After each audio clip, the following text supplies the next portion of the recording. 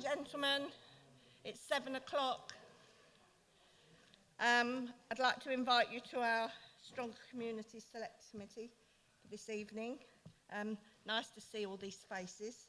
Much nicer than Zoom, isn't it?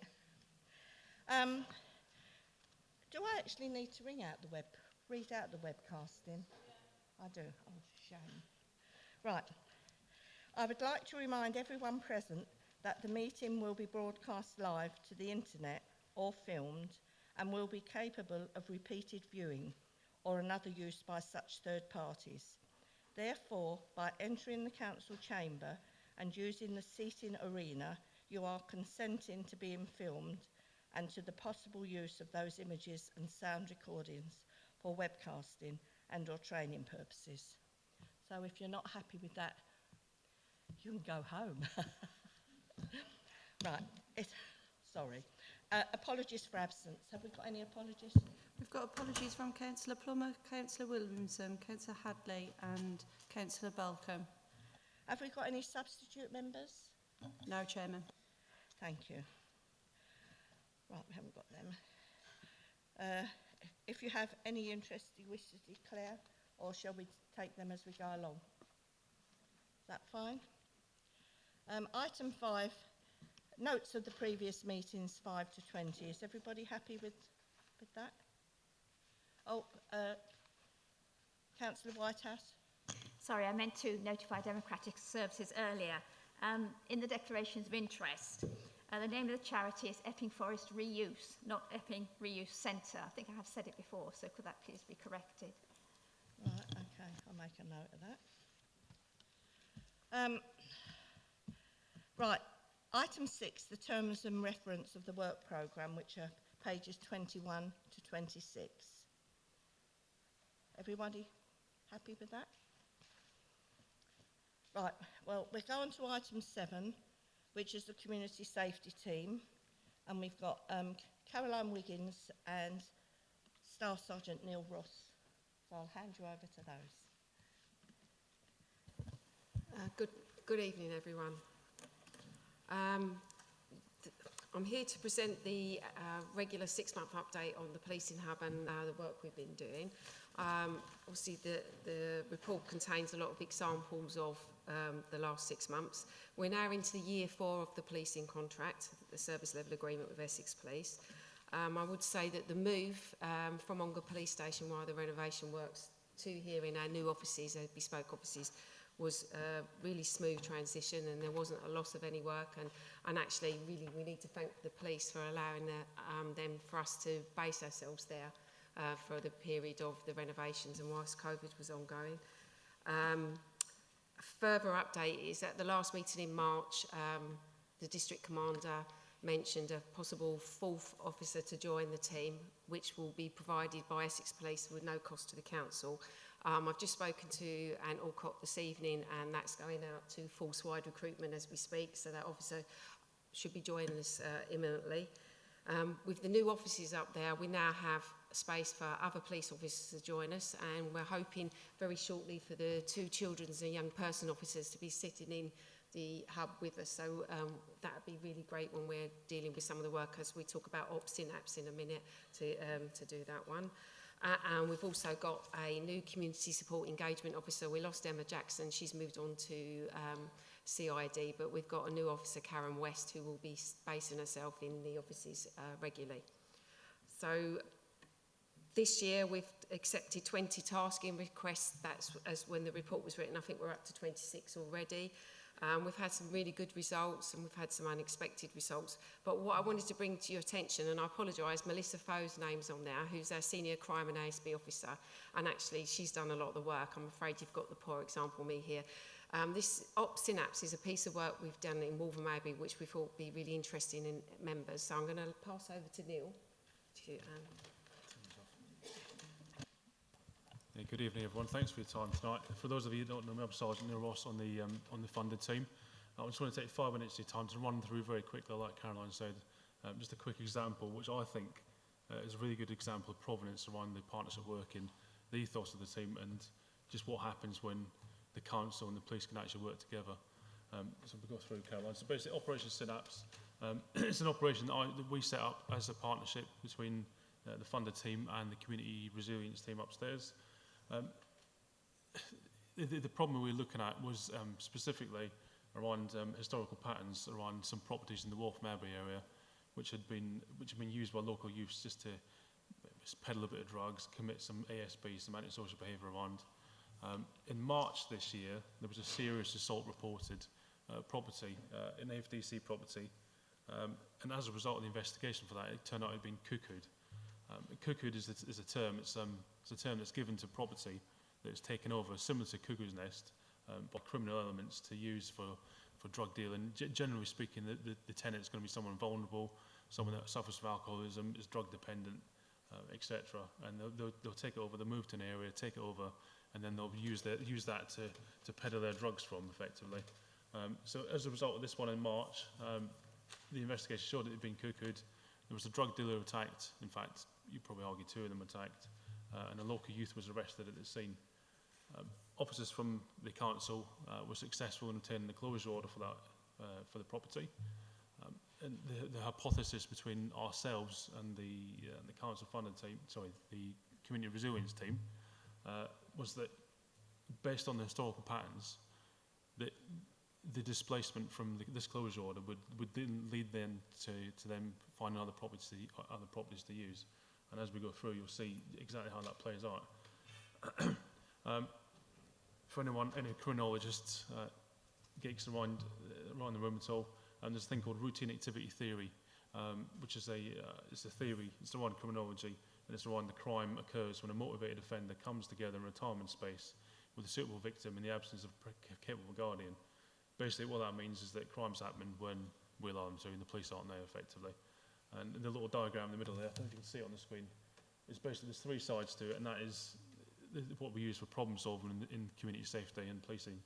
And it's around the victims, offenders, and locations. Obviously, to target the offenders is just to reduce the amount of offenders through criminal justice process, through disruption, through arrest. Location and targets is done through hardening any targets or locations. And obviously, guardians is down to us, other agencies, the council, etc., to then put in place to then disrupt any activity. Right, thank you. So what we looked at doing to combat this problem, obviously, one of the first things we looked at was the creation of a working party, which involved my team, the community resilience team, and also officers from housing as well.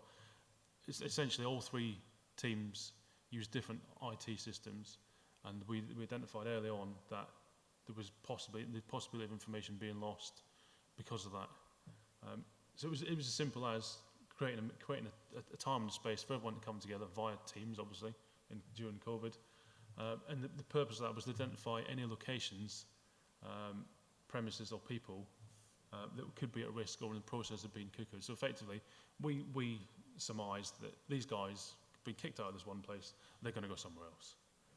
And it was a case of looking at all the little bits of intelligence from all the 3 systems, and you're picking it apart, even going down to as small as we could go, like reports of drug use, reports of antisocial behaviour, reports of noise, and just all 3 teams coming together on a regular basis every fortnight, and just assessing that together as a party to find out, do we need to do any further work on there? And anything did need further work, we then assessed it through either the police or the council teams going back to gain further information, or as we find out in a minute, we move on to taking further action.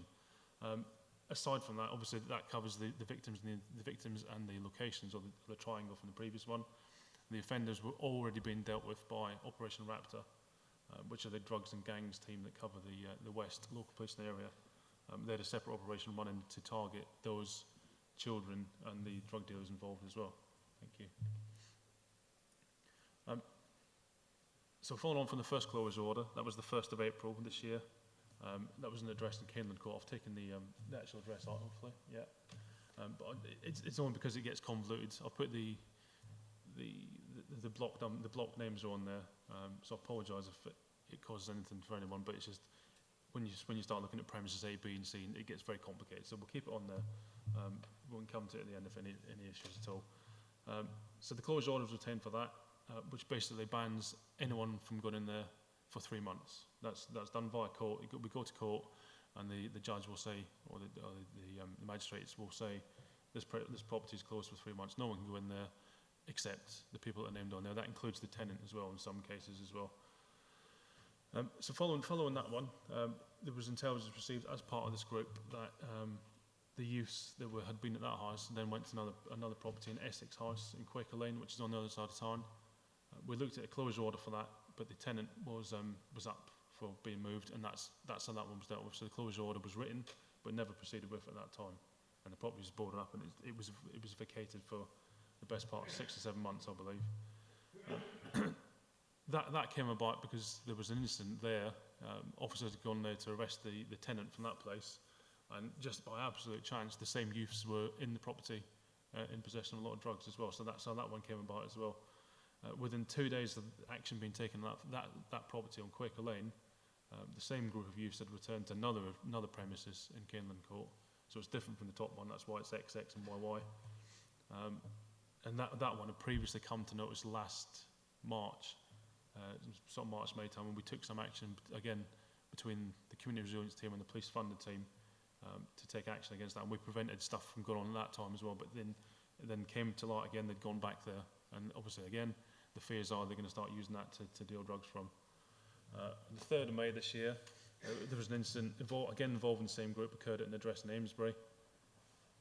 Going back to the following day, just by absolute chance, these dates are by absolute chance, the council obtained a closure order for the second premises in Caneland Court, and then in June there was one for the address in Amesbury. When at the end of the 3 months, there's always the option, if the crime of disorder is ongoing or believed to still be ongoing, there's the risk that it's still ongoing, there's a further option to return to court to get an extension. That's what happened on the first one. So the first address, after 3 months, that was extended on the 23rd of June, and that's still in place. So that's in place till 23rd of October-ish, I think, if my maths are right. And again, on the 15th of September, so last week, there was an extension for the Amesbury address as well. And aside to the stuff that we've done, there's been three of the male youths been arrested, one of the adult females, and there's an adult male as well, all linked to drug supply in the Waltham Abbey area. And it kind of brings it all together. Going back to that triangle, it brings it all together. We targeted the victims and the locations, and the Operation Raptor team, and some other policing teams targeted the offenders, and it just all worked, and it came together. And I thought it's always difficult to tell, because it's always a bit of a hypothetical one. But I think without all three edges of the triangle being covered, they wouldn't have the same results as what we've had. So we've had the 3 closure orders, and the 4th address there, the Essex House address, that's come to light again after this was written. And at the moment, we're looking at a closure order for that address as well. So it's going to be the 4th one for the Waltham Abbey area. If you move on to the next one. This is just you probably struggle to see on there. This is a very quick overview of what a closure order actually is. This is what it looks like. Basically, we go to court, we present the evidence to the court. There's statements from the police, statements from residents, statements from council officers, and we go to court, we present it, and the magistrates say yes or no. That then gives us 3 months to close that property down, with the intention being to either safeguard the people there or stop the crime and disorder from happening. That gets posted on the door. It's quite prominent with some black and yellow tape or some other things and stuff like that. And that then gives us the power of entry for 3 months to then enforce that as well. So following on from all the closure orders being put in place, the team were tasked to do enforcement visits, so random ad hoc visits at various different times of the day.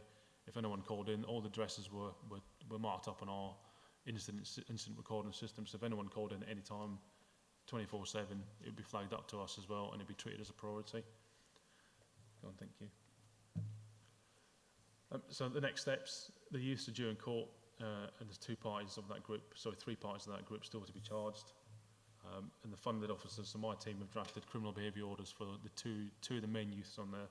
So when they're heard at court and convicted at court, hopefully, those criminal behaviour orders can be added on as a little added bonus. And there's currently writing one for the 3rd youth and one of the adults as well.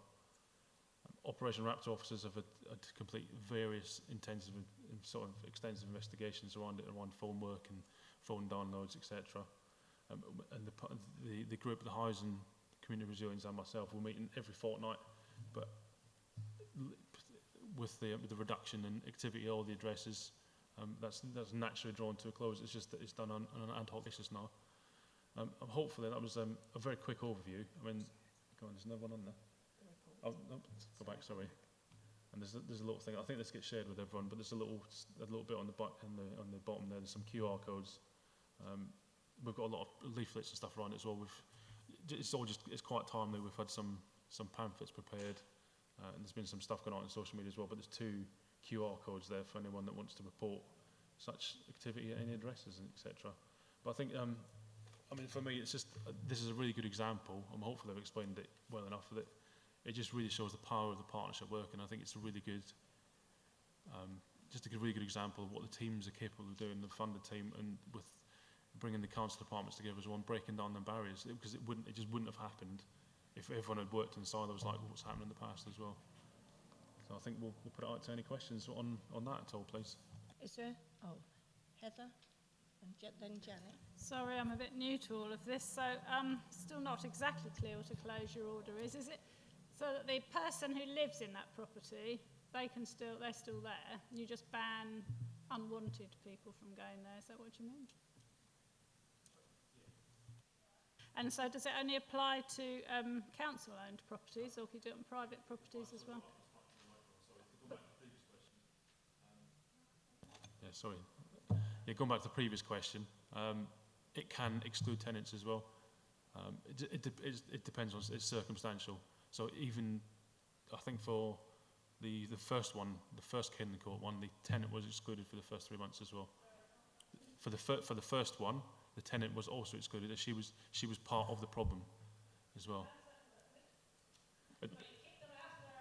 Pretty much, yeah. Yeah, just follow the process. Yeah, that's what I'm saying. That wouldn't be for every case. That's just for that specific case. She was part of the problem. She was the one that was bringing. There was evidence around that she was bringing the crime disorder to that location. So therefore, that was then justification to the court to then ban her as well. But you can have a list of, generally speaking, emergency services and like 999 services are exempt. Council staff are exempt. But you can add various people on there. Say for people with children or grandchildren, you can have a long list of people that are permitted to be there, but it excludes everyone else that isn't on there as well. And it's just a very effective tool. Sorry, Chair. Yeah, I think we used the closure order last year in May 2020 for the Airbnb property in Roydon, where they was having the parties, and there was a number of events. We've ended with a shooting, and a closure was a powerful way of stopping those people using those properties for those purposes. So a closure order is a really strong tool. What I would say is Melissa joined us in May 2020, and she's been involved with Neil with all the closure orders that we've done so far, and it's a really powerful piece of legislation, and it really works. The other comment I just wanted to very quickly is the partnership working, the work that we now do with the neighbourhoods teams in housing. We do have, is it weekly meetings with, or fortnightly with the housing? They were fortnightly. No, the normal meeting. Melissa and Neil normally have a meeting. We have a meeting in community resilience with the neighbourhoods officers every Wednesday, going through any calls, any concerns, so that we're early doors, we're picking up issues, and any action required. Sorry. Janet?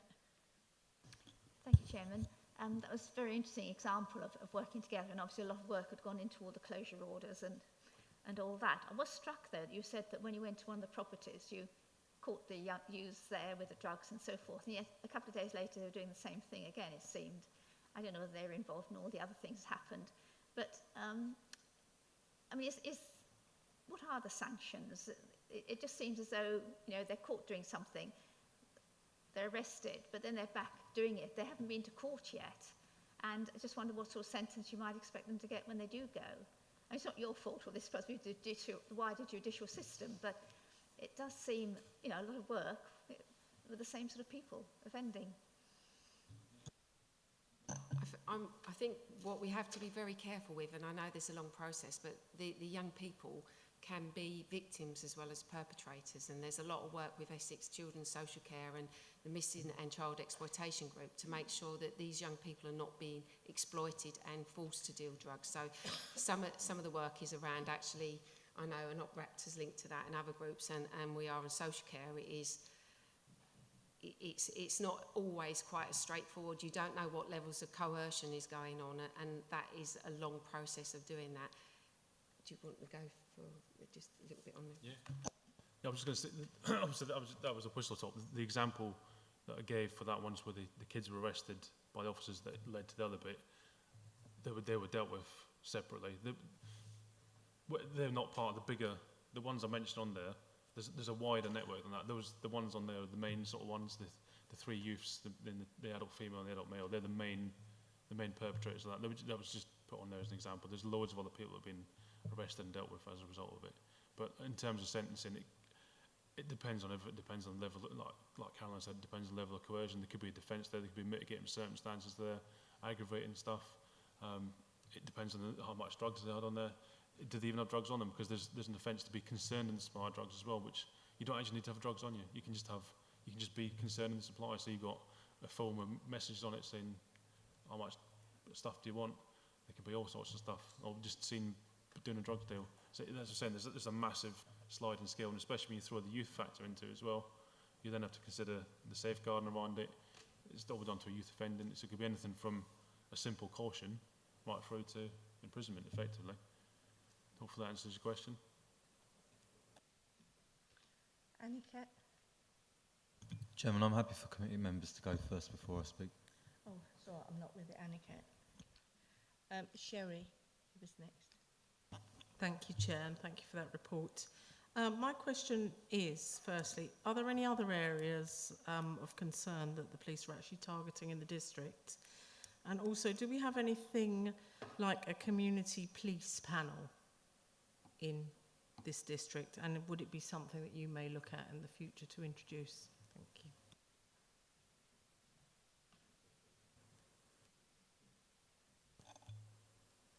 Yeah, there are other areas. I mean, this was just I think it was a very specific problem in Wolf Abbey.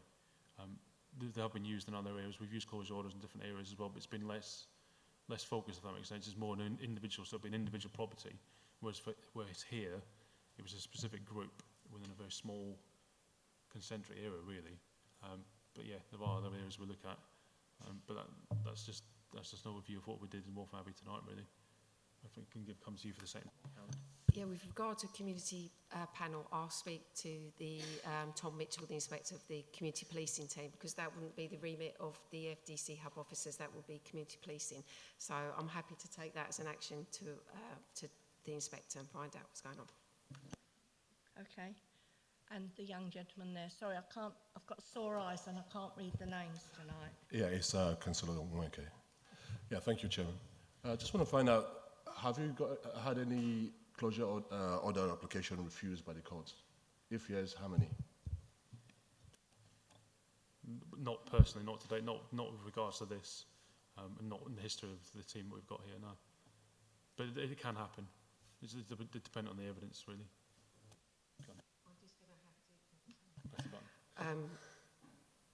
Neil and Melissa's work was flagged up as best practice for the whole of Essex Police Force and to share across the other CSPs. I think, it's a shame Melissa couldn't be here today, that you could speak to her, because we've got a fantastic asset there. She's a young lady who's got fantastic knowledge around ASB and the powers, and she's been supporting other teams as well as even in the environmental forceful side. She's very strict on the paperwork and what goes in and what's possible, but yet so far, fingers crossed. And we've got new officers in the team that are following on. Michelle Kerr is another ASB officer that, they're going through at the moment. But I didn't thank legal as well, because there's a lot of work for our legal team. This is, it truly is across, we're working across all the services to do this: neighbourhoods, legal, housing and community resilience. David. Yeah, thank you. I think my question was actually similar to one Councillor Whitehouse asked. I was a bit confused. I got the impression that you get these gangs to do the cookery, you take action and then they move off and go somewhere else. I just wondered why you can't just stop them in their tracks first time rather than they go on somewhere else. That was one question. The second question is, through the intelligence that you gain, is it possible to trace back where these drugs are actually coming from? Because I would imagine there's a long sort of chain and they must come from somewhere. And so you find the person who's ultimately responsible. So there were sort of two questions in that. I think with the courts and so on, I do think we also got to remember during COVID, there is a massive backlog in courts and the work, and you know, so there's a lot of people on remand and waiting for court dates. So there is a long day, and some of the challenges we've had is actually getting dates to appear in court to get closure orders. And I remember for the event in Roydon, you know, it was critical. We'd had the drive-by shooting, but it was a real challenge to get a date in court and to be heard. So I think it's that perfect storm of so on, and also you've got the due process of investigation and so on. Good night. Yeah, I think to go back to your first question, Councillor, it wasn't always a case that we knew exactly who was there. It was more a case of like, we know there's a group there, or we know there's an issue there. Obviously, where there was specific people, like the first incident in March, well, that's easy to deal with because we turned up there and they were all still there. But it's perhaps done on third-party stuff, so maybe another resident saying, well, these guys coming and going all the time. They give descriptions, it might just be intelligence. Like they might give a description, we'll know exactly who that is. What's this person? A lot of them are known by name as well. So it's not quite evidential, but in terms of intelligence-wise, so that's possibly why they wouldn't be dealt with as individuals, which is why we then go to the closure order stuff, because then it creates that blanket, and then that then creates an offence. What I didn't say before, it then creates an offence for that person to be there as well. So then it's a breach of closure order without reasonable excuse, effectively. And then the second question, there's loads of work goes on to try and get upstream the drugs trade, and it's bigger than Epping Forest, it's bigger than the UK. There's always stuff going on, Operation Raptor, and other teams across the South East are constantly trying to get upstream. There's loads of stuff goes on in the background, stuff even though I don't know about, but it does go on. So I hope that answers the question. I'll just ask something before I go to Aniket. Obviously, some people are too frightened to report anything, because we all know that if you report it and you live in a block, you get a lot of repercussions. So is there any way that when these people report it, that then they're protected? Yeah, aside from the two things on the QR code, also that's the I don't know if it's on there actually, but Crime Stoppers is the best way. That can be done online, even done by text message, by phone, and that's totally anonymous as well. Oh, that's right. Yeah, and when the closure orders are done as well, there's an option for third-party evidence to be presented as well. So, for example, it could be witness A says that kids are coming and going between this times. So rather than them saying, I live in this house and I see these people coming this time. So it's like an officer can present that on their behalf as third-party evidence effectively. Without their names? Yeah. Right, that's just that, you know, obviously we hear things and I'd like to just get it cleared up. Right, thank you. Aniket. Thank you, Chairman. This is the first time the committee has received a report on the community safety team since I've been its portfolio holder. And I just wanted to share a couple of my experiences actually. The first was when I received a briefing from Caroline. I was actually amazed at the amount of work that goes on behind the scenes to deliver an excellent service for our residents, which represents proper, true value for money. I remember back in the summer of 2018 when we first started the community safety team, and my colleague to my right, Councillor Kane, was given an interview on Sky News about this concept and about I think we were the first, if not one of the first, within Essex to be starting this project, and its successes speak for itself. I think, especially as we move out of the COVID pandemic period, I think one of the key successes for the way in which this partnership is run, the way in which this team is run, but also as well the way in which we should be moving forward quite rightly is the partnership working. and its success is down to partnership working, not just within the district, not just within the district departments that support it, but also outside of the district. And Caroline, other councillors may not actually be aware of how many roles that she actually takes on. She's an extremely passionate council officer. I think we're very, very lucky to have her leading this service. And I know I'm shouting your praises at this moment at the time, but and I know you're going to kick me under the table later for doing so, but I think we should acknowledge that. So thank you very much for everything you do for our residents. And I know you work very closely with Sergeant Ross, and thank you very much for the work that your team do as well. And I really look forward to when we recruit this new 4th officer. They'll have a lot to look up to.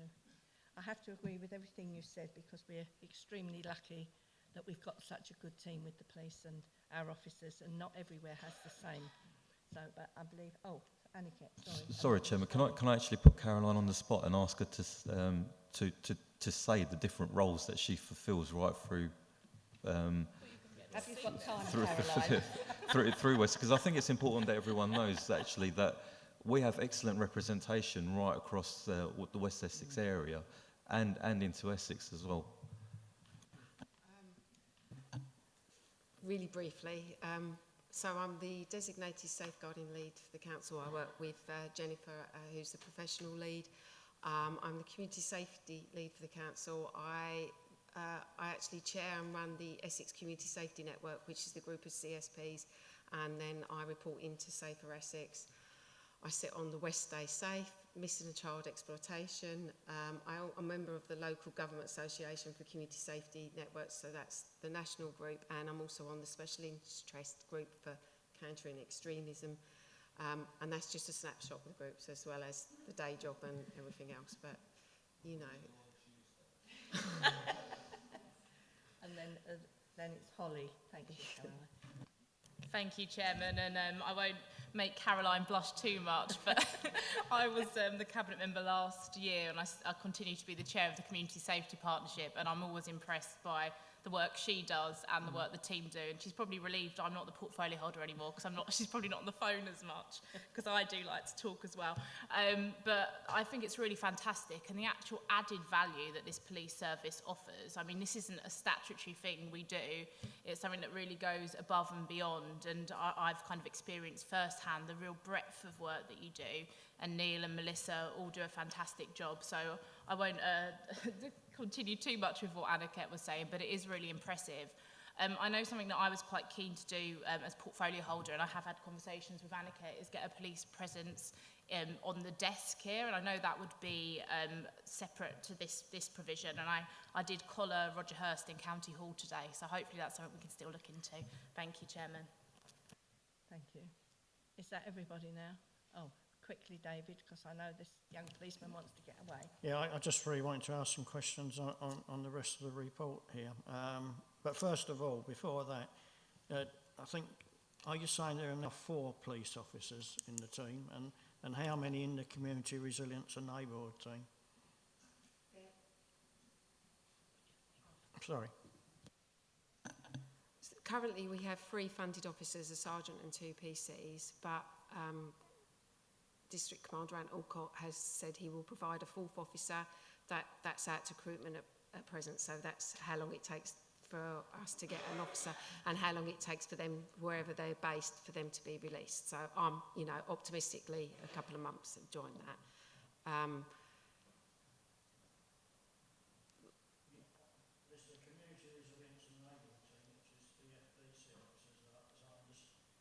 Yep, so we have the equivalent of 1 senior and 2 full-time equivalent ASB on the ASB side, and that doesn't, we've got quite a few absences like a number of teams at the moment, and we've got 5 environment enforcement officers and 1 vacancy for a senior at the moment as well.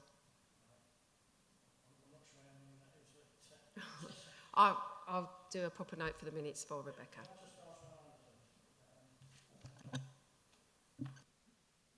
Yeah, if I could just ask one other thing. I'm a bit curious about, it's the fourth bullet point down on page 28, which refers to Rolex watches being stolen. I'm a bit curious as to how these villains identify somebody with a Rolex watch, because I was once in Loughton and somebody said they'd just been robbed of their Rolex watch. And actually somebody asked me the other day if my watch was a Rolex, but it's a Pulsar, which I got from Argos, so I think I'm quite safe. But I just wondered how they managed to, I mean, how do you know somebody's got a Rolex watch? I've read it in the papers. I thought Councillor Murray was telling me, but I just wondered how that is, because I read about people having these Rolex watches stolen. I just wondered how they identified in the first place. For want of a better word, they're professional. I've watched the footage from one of the offences, and it's just like, you tell me. I haven't got a clue. They're obviously so well versed in their art that they've managed to identify this person. We've tracked it back and we cannot identify how and where they made their mark. They're literally that professional.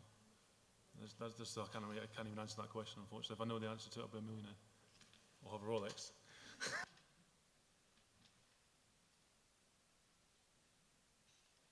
Right. Well, thank you very much, and I'll let you both get off. Your cup of tea or whatever. Thank you. All right there.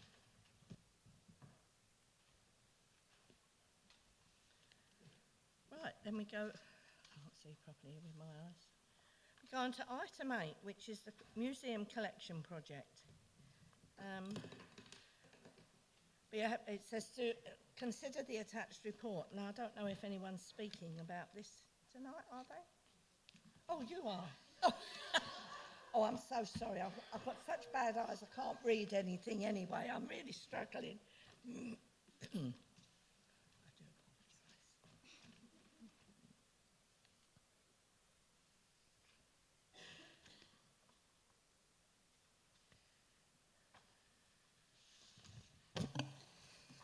Thank you, Chairman, and good evening, members. So, just to introduce myself, I'm Francesca Pellegrino. I'm the Team Manager for Heritage and Venues. So, this report that was produced and the presentation is an overview and an update on Epping Forest District Museum's Relevance, Rationalise and Recycle project. So, the collection at the museum covers the breadth of local history, and it's our mission to continue to protect, collect and provide access to the district's local heritage, and that's a fundamental part of us supporting the district council's objectives to build a stronger community and place. So you'll see outlined in the report that in the past a broad collecting policy and limited documentation has kind of led to over-collecting of some material, some of which is not relevant and suitable for the museum and its audience. So as you can see from this slide, we have over 100,000 items in the collection, and they're held over 4 storage locations. So we're not the only museum in this position. Many museums are in a place where some of the collections are starting to exceed the storage space that is available, which can present a risk to future care, management and access to the collections. So for us, this project has some really key outcomes and benefits in improving the situation that we're in. So currently, the space issues can limit access for staff, volunteers and the public, as well as our ability to properly care for the collections that we have. And you'll see also outlined in the report there are some safety concerns, nothing major, but in order to do this properly, we need to audit the whole collection that we have, which is what this project is. And although it sounds like a difficult situation, it's actually going to provide us with a really great opportunity for the service itself, the wider council and the public. So not only will we be better placed to care for the items that we have, the opportunity that is presented here by this important project is that we'll be able to explore untold stories within the collection, but also develop new community and public relationships to increase representation of people, the district and its communities through the collection that we have and engagement projects that we run. So the museum already has an excellent programme of activity, but this new and improved collection, documentation and storage will give access to more behind-the-scenes tours, for example, increased research visits, improved schools engagement, as well as some income-generating potential. So museums can generate income through things like image sales or object loans, which we can't do to its full potential at the moment. The project itself and the improved situation will also provide increased volunteer engagement, training opportunities, and that's for staff, volunteers and apprentices as well. So I won't go into too much detail here because it is in the report, but the museum is guided by a set of principles in completing this project. One of the key ones is the Museum Association's Code of Ethics. So as an accredited museum, we have to regularly update all of our policies and procedures in relation to collections care, engagement, etc. And they're regularly reviewed. And just for your awareness, that happens around every 5 years. And they are brought to portfolio holder sign-off, so they are open to councillors when that process happened. The last time it happened was 2019, so it will be due in 2024, the next time. So these are our guiding principles. And the project has also got some professional support as well, so that includes consultants. We had the National Lottery Heritage Funded redevelopment project at the museum to improve the storage locations to some extent, and now we need to work on the collections themselves. We also have professional body support through the Museum Association, Arts Council, etc. So you'll have seen this flowchart within your report as well. This just talks through the actual process that we're going through, and I'll just very quickly run through that, but happy to take any questions later on if anyone has any. So the main thing is for us to do a complete audit of all the items in the collection. So that involves getting each one out, photographing it, looking at its condition, and researching all the associated information to do with that. So this automatically provides us with a great resource bank of information to provide a much better service to our customers and share all the amazing stories that we have in the collection. A lot of this work through training is undertaken by volunteers. We then move on to using all the information that's been gathered, and that is everything from all the documentation that we have at the museum, online research, talking to other museums and specialists, and we look at each of the items and use a scoring regime to determine whether it is in line with our collections development policy. And in order to make it a really open and transparent process, not only is it taken to a steering committee, which also has member presence on it, it is then followed up with portfolio holder sign-off as well. And then once we've made a decision about objects, it is basically looking for a new home for anything that isn't particularly relevant to the district or doesn't meet our collections development policy. And as you can see from the Museum Association guidelines, the main aim is for items to remain within the public domain. So the main aim is for them to go to other museums or other public organisations so that the public can continue to have access to them. We may have to remove items that are particularly hazardous or dangerous, but otherwise the aim is to keep things in the public domain. So I just wanted to highlight a couple of successes to date and things that have happened with the project so far for you. You'll have seen outlined in the report the work that's been done at our North Weald storage location. So that's one of the stores that we have. And some of the items which were deemed to be not relevant to the district have actually been repurposed as part of Community Culture and Wellbeing's allotment projects. So you can see a lovely sink there that's been repurposed as a planter, and a fireplace that's also been used, which is a lovely outcome for an object that doesn't really have a place within the museum itself, but is providing great opportunity for volunteers and the public to engage with our community allotment projects. This will be something that we will work on as part of this project itself, so there are many other projects in the pipeline that we may be able to support through the collections project that I've outlined here. That includes a men's shed that's being set up at the museum in collaboration with Voluntary Action Epping Forest, a community cafe that's also going to be started at the museum as part of a programme we've got next year around dementia. There's the Ongar Puzzle Club that's recently been set up that we may be able to support with some items from the collection as well. It could be working with Norway House and wider housing teams. So there's lots of opportunities through items that don't have a place within the collection anymore to be able to continue to support the community and increase public engagement. The museum service and the team itself are being recognised as an exemplar with this particular project. Many articles have been written and shared in industry magazines and online web resources about our particular project and the high quality and ethical nature of our project, as well as the community aspects that we're providing. I just wanted to read out a very quick quote from Beth Wilkley, who's the Museum Development Officer for Essex. So every county has a Museum Development Officer.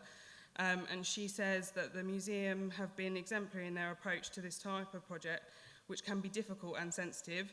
The team have taken the appropriate steps to seek specialist advice, adhere to industry standards, and been flexible where needed. There are not many examples of review and rationalisation projects in Essex on this scale, so the museum are leading the way. The team's experience and expertise, which they generously shared recently at a county meeting, will now support other museums to take similar steps. So we are what I would say is a small to medium-sized museum, so taking on a project like this within existing resources and through volunteer work is being recognised within the industry. As mentioned, as well as the practical sides to this project and improving the storage situation and care of the collections, it's also a really exciting project because we're able to uncover stories and objects that we didn't know we had. So I've just highlighted a couple here for you, but there are many more, and I'm sure there are many more to come as the project moves forward. So there is the bottom right, which is actually a yo-yo. It was handmade in Waltham Abbey during World War II. Mr. Jackson used 2 tin can lids, string, and probably a great deal of love to construct this toy and gifted it to his daughter, which I thought was a lovely story that we've uncovered. We've also got the clock that we've found, which is a grandfather clock from around 1750 and was made by Thomas Wright of Waltham Abbey. And we also found the fares board for the Route 581 trolleybus, and we found a date on the board which was from December 1944. So really interesting to find out a bit more about fares in December 1944. And as I say, that's just a handful of stories that we found so far. There will be many more that we will continue to uncover as part of this project. The other thing that is an outcome of this project is seeking additional funding to be able to explore particular parts of the collection that need additional work. So one funding bid that we've just submitted to Arts Council England for £120,000 is to support the work on the museum's ethnographic collection. So that links to the Buxton family of Worleys who were connected to the anti-slavery movement. So this project is going to help us understand the collection better, share this story, but also engage with communities that actually link to these items themselves, that would have where these items would have actually come from. A further bid is going to go into the National Lottery Heritage Fund soon to support a partnership project with Lee Valley Regional Park and Historic England all around material around the Abbey Church as well. and there are many other projects that we're uncovering as we go through. And just the final point that I wanted to make is that we have had recruited a large number of volunteers to support this project. So far, 10 new volunteers have been recruited, and there's a total of 19 volunteers working on this specific project. To date, and it's slightly higher than this now, but they've contributed 556 hours to the project itself, which equates to around £5,500 investment into the district. Not only that, many of them have told us about how it's improved their skills, their lives, so everything from computer skills, which you can see in the quote here, to volunteers who joined us where English wasn't their first language, and they've reported an improvement in their communication through working on the project, as well as our ability to deliver a project, do it during the pandemic. So many of the volunteers report benefit to their lives being able to continue to engage with us during the pandemic, whether that was where we were able to do in-person sessions or through remote volunteering opportunities that we were able to offer as well. So I would say this vital and revolutionary project is making waves within the museum sector, supporting many local people through volunteering and community engagement projects, as well as making the museum collection relevant and accessible for current and future generations. Thank you. Sherry, was there any? Oh, and Stephen. Sherry? Thank you, Chair, and thank you for that report. I know that you recently had an exhibition in Waltham Abbey for the Holocaust exhibition, and I know that the Education Trust snapped up the stuff that was there, obviously for their ongoing projects. I wondered, rather than disposal, whether it may be an idea possibly that perhaps historians and collectors may be given the chance to perhaps buy some of these items rather than dispose of them, perhaps bringing in some additional funding for the project? Yeah, so when you look at the report, that order that the Museum Association outline is what we have to follow. So sale is a potential option, however we have to go through all the processes to try and keep the objects in the public domain before we get to that point. It's very unlikely we will actually just dispose of anything. The only time that might happen is, as I mentioned, if it is really dangerous. So as I outlined in the report, there were some items at the North Wheel store which had degrading asbestos in them, so they were really dangerous to the staff, and we're not allowed to legally transfer that to anyone else because it poses a risk to them as well. So destruction is absolutely the last resort, and it isn't something we're planning to do. Sale is an option, but in line with the guidelines, it has to be one of the last options. Stephen? Thank you, Madam Chairman. A couple of points and then some questions. I found this a fascinating report, really fascinating. I just wanted to make the general comment that I think the museum service is an excellent service. I don't personally think its location is ideal, and that's not because I'm anti-Waltham Abbey. I'm not anti anywhere. I'm very pro-Epping Forest. But I think if we were starting from scratch, and I realise we're not, that's probably where you would not. That's not probably where you would locate the museum. But we are where we are, so be it. It's an excellent service. It's absolutely fantastic. And I don't think that we should be discussing, and I realise why it's not part of the report, but we can't discuss this tonight without me also wanting to say how wonderful the Du Bois Holocaust Survivors exhibition was. I mean, it was just, well, very difficult to describe actually. Very moving, made a real impact. I mean, I've seen quite a lot of exhibitions up in London, and I can't think of anything that I've seen recently, pre-COVID, that has made that level of impact. So I wanted to thank everyone who was involved in that. It was fantastic. I do have three questions. One has changed slightly on the basis of what you've said, but if I just take them in the order that they occurred to me as I was reading this report over the weekend. It's implicit in the report, but apart from the ones that need to be removed for health and safety, which I fully understand in extremis, nothing will be disposed of that hasn't gone through this process. Excellent. Unless I missed it, I don't think the report dealt with the more difficult legal side of things.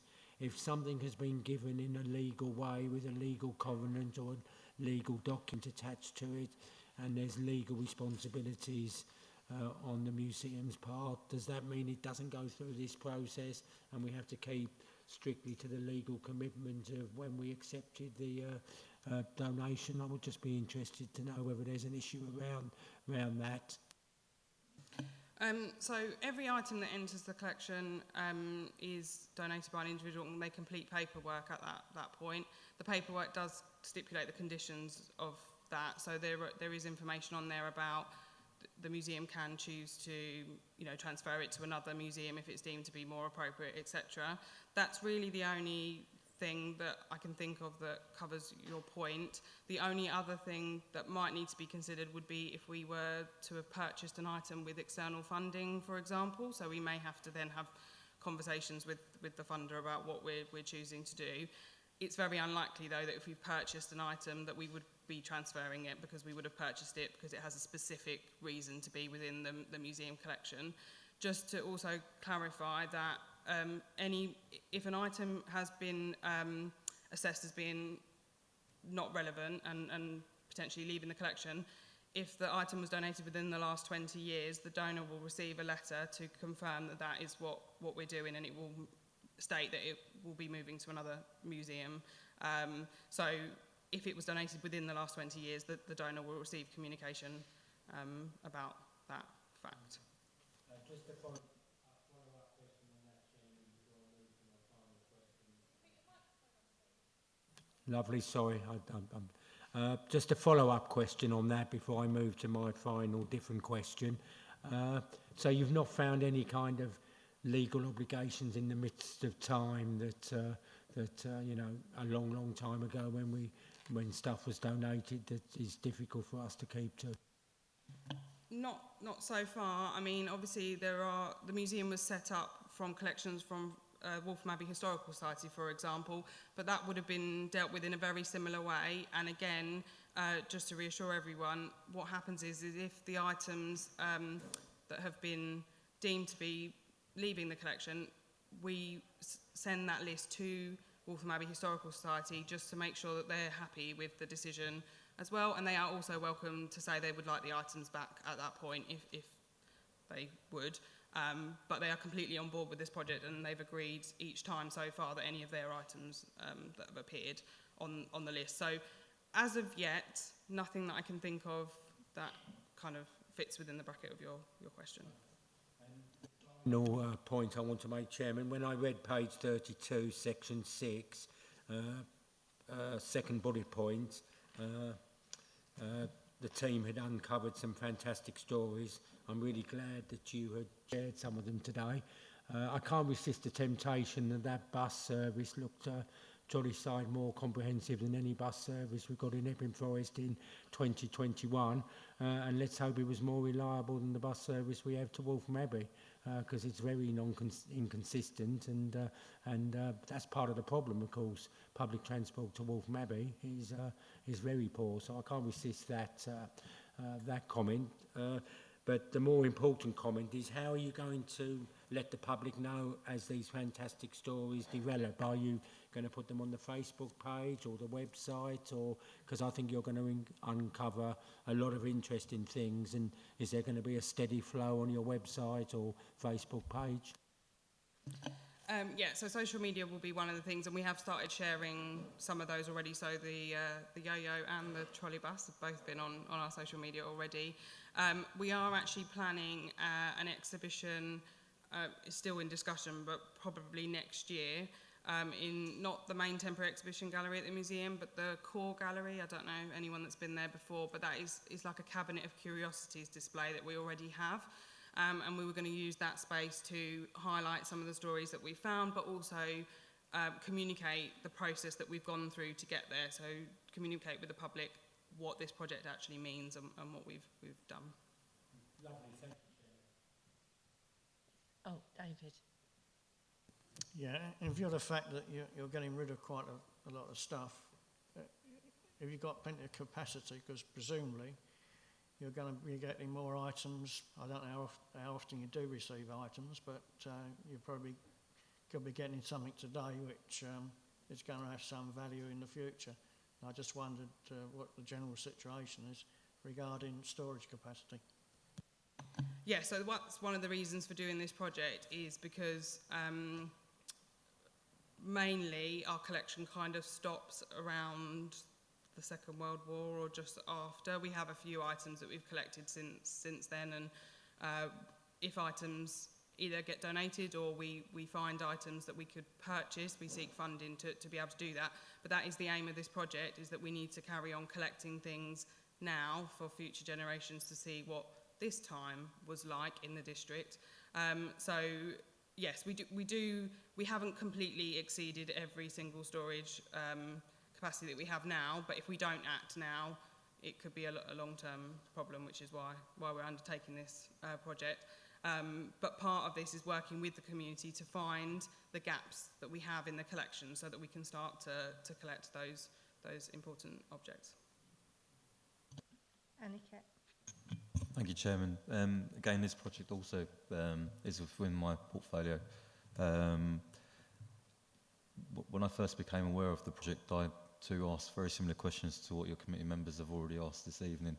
I think I'm very much pro conserving heritage, tradition and culture, and obviously when there is the thought of losing some of these important and significant relics, it does raise concern. But I was very warmed by the fact that the team were following the Museum Association's Code of Ethics.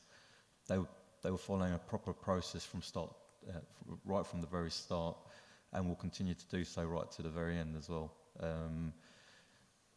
It's amazing actually that how much time has already gone into the project and how much more time will also go into the project to fully deliver upon it. I think what's brilliant as well is the fact that we've been able to attract volunteers from the community to support with the project, and again I offer my praise and thanks to the team that are leading on this, particularly Francesca. And Sam. Thank you, Chairman. Yeah, interesting project. How long is it going to take? This is going to take years.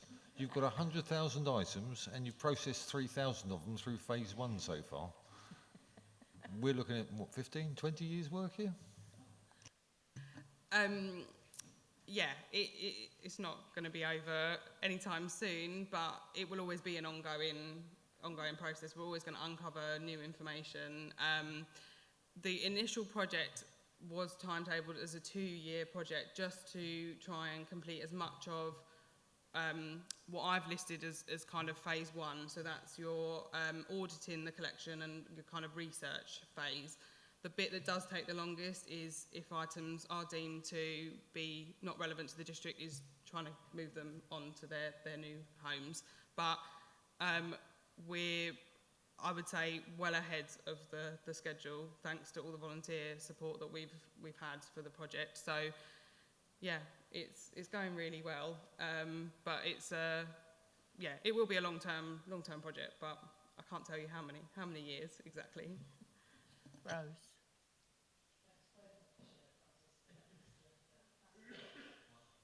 Microphone, sorry. Yeah. Okay, thank you, Francesca. That was and added flesh to the bones of the report as well.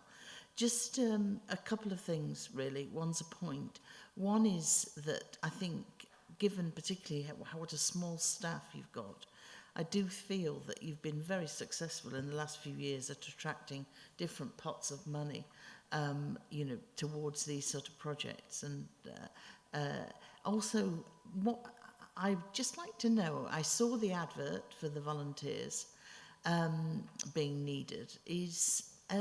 How did most of them find their way to you? Was it through the advert on the website? Was it social media? And how many have stayed with you in the year? Now, I know it's been a very odd year, so perhaps it's not typical. And how much training, how much supervision and training are you giving the volunteers? So kind of a variety of methods in terms of how they came to us. So some did see it on social media and through the website. We also, there is something called the Museum of Leicester Jobs Desk, which is particularly for museum-related opportunities. So we also listed it on there. So there are a couple of volunteers that we have that are studying museum qualifications. So some of them have come through that avenue as well. In terms of retention, if you like, I'd say everyone that's been recruited on this project is still on the project. We have had a couple of the individuals who are studying that might have taken, you know, a break when they have a deadline due, etc. But everyone that's been recruited for this project is still working on this project. And training, etc. So there needs to be quite a lot of training for this particular project. So everything from object handling to hazard and, you know, health and safety training. But we also support the volunteers with wider training opportunities that are going to support either career development or anything else they're particularly interested in. So things like through Share Museums East, we put them in touch with other training opportunities they might be interested in. We've also recently done oral history training for a few staff, and we opened that up to the volunteers as well. So, yeah, there's lots of training opportunities we're providing them. Oh, Wynne? One thing you haven't mentioned is the conservation of objects and items. I mean, you must obviously come across items that are deteriorated and need conserving. So how do you go about it? Do you have your own conservators? Do you send them away? What do you do? It depends on the situation of the item. A lot of what we do is around preventative work, so anything we can do to try and stop that happening.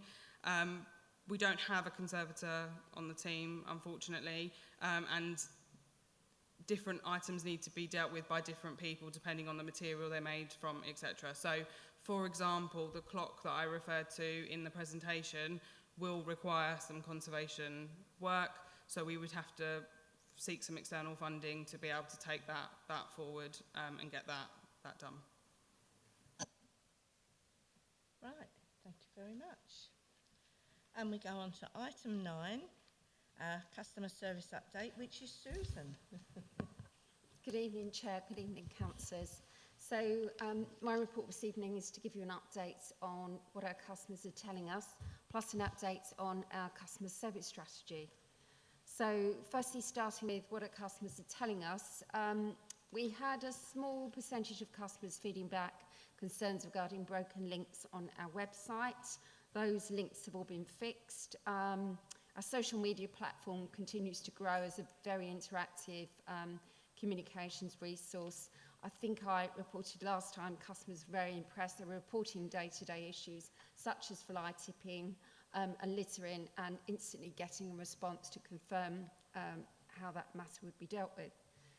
In the year to the end of August, we had just over 1 million visits and just over 3 million page views. Highest page views recorded in April, corresponding with the usual increase associated with the elections. And the same period, the webcasting achieved just under 34,000 views. Moving on to complaints, quarter 1 saw a reduction in complaints, so we had a total of 65 customer complaints. So that was a reduction from 97 in the previous quarter. There was no particular trends to report regarding complaints. The highest area we received was 13 for waste complaints for street cleaning, particularly with people being out and about more, and 13 for delays with grant payments and council tax related. Moving on to our KPIs, so customer satisfaction and complaints performance. So Q1, we achieved 66% against a target of 80%, and I'll talk to you a bit more about why that is. Our complaints result within the SLA was pretty good. It was over target, so our target's 85% and we achieved 89%. Also, in terms of our first point resolution, so those queries coming into the customer contact centre and being resolved by the customer service agent, we achieved 49% versus a target of 45%.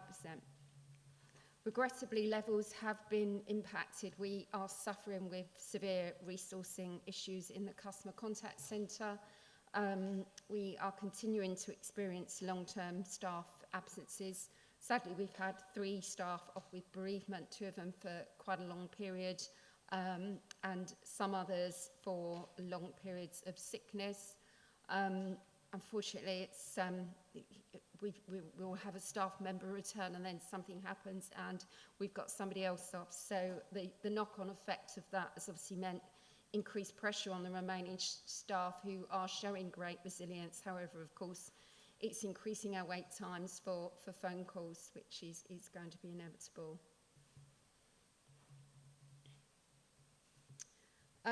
In terms of what's worked well, so we opened our welcome lounge here at the Civic on the 19th of July. We did have a very, quite a slow start, so obviously quite a few customers have transitions to serving themselves online last year.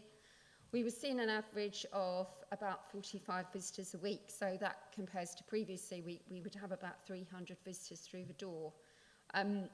Visits mainly for housing and revenue and benefits. Anybody coming in to request recycling sacks, we're more than happy when we advise them of the various outlets that we've got available through the district. So if anybody was coming to the Civic, they've only got to go a couple of doors up to house to home to pick up their sacks. And I've just added there, our visitors figures have naturally increased as over the weeks as we've been open. So in July we had 97 visitors. During August we had 418 during the month, and September so far we've had 342 visitors, which again is mainly for revenue and benefits and housing. Quite a number of those have been drop-ins, but also for booked appointments as well. We opened our multi-agency community hub on the 13th of September. That was followed by, the week previously we had a soft launch, so we had the partners in so that they could get used to the hub and ways of working. We released a press release the week previous, which included a video to support the launch, and we had various partners. We've got Food Bank, Phoenix Futures, NACRO, VAEF, ECC Family Solutions, DWP, Citizens Advice, Chase Homeless, Changing Pathways and Peabody. It's been quite a slow start, so we've had 14 visitors in the past 2 weeks since we've been open, half of those which were for Food Bank. I guess it's a bit like anything that's new. Quite often it can be a slow start, but what we're also doing with the Community Hub is just understanding whether this operating model is the right model for Epping. So it may be that we've got the right operating model, but this is the first one we've done. We may need to look at the operating model and other areas such as Waltham Abbey and Debden, which may benefit from a hub in those locations. We are in discussion with further partners who have expressed an interest in joining.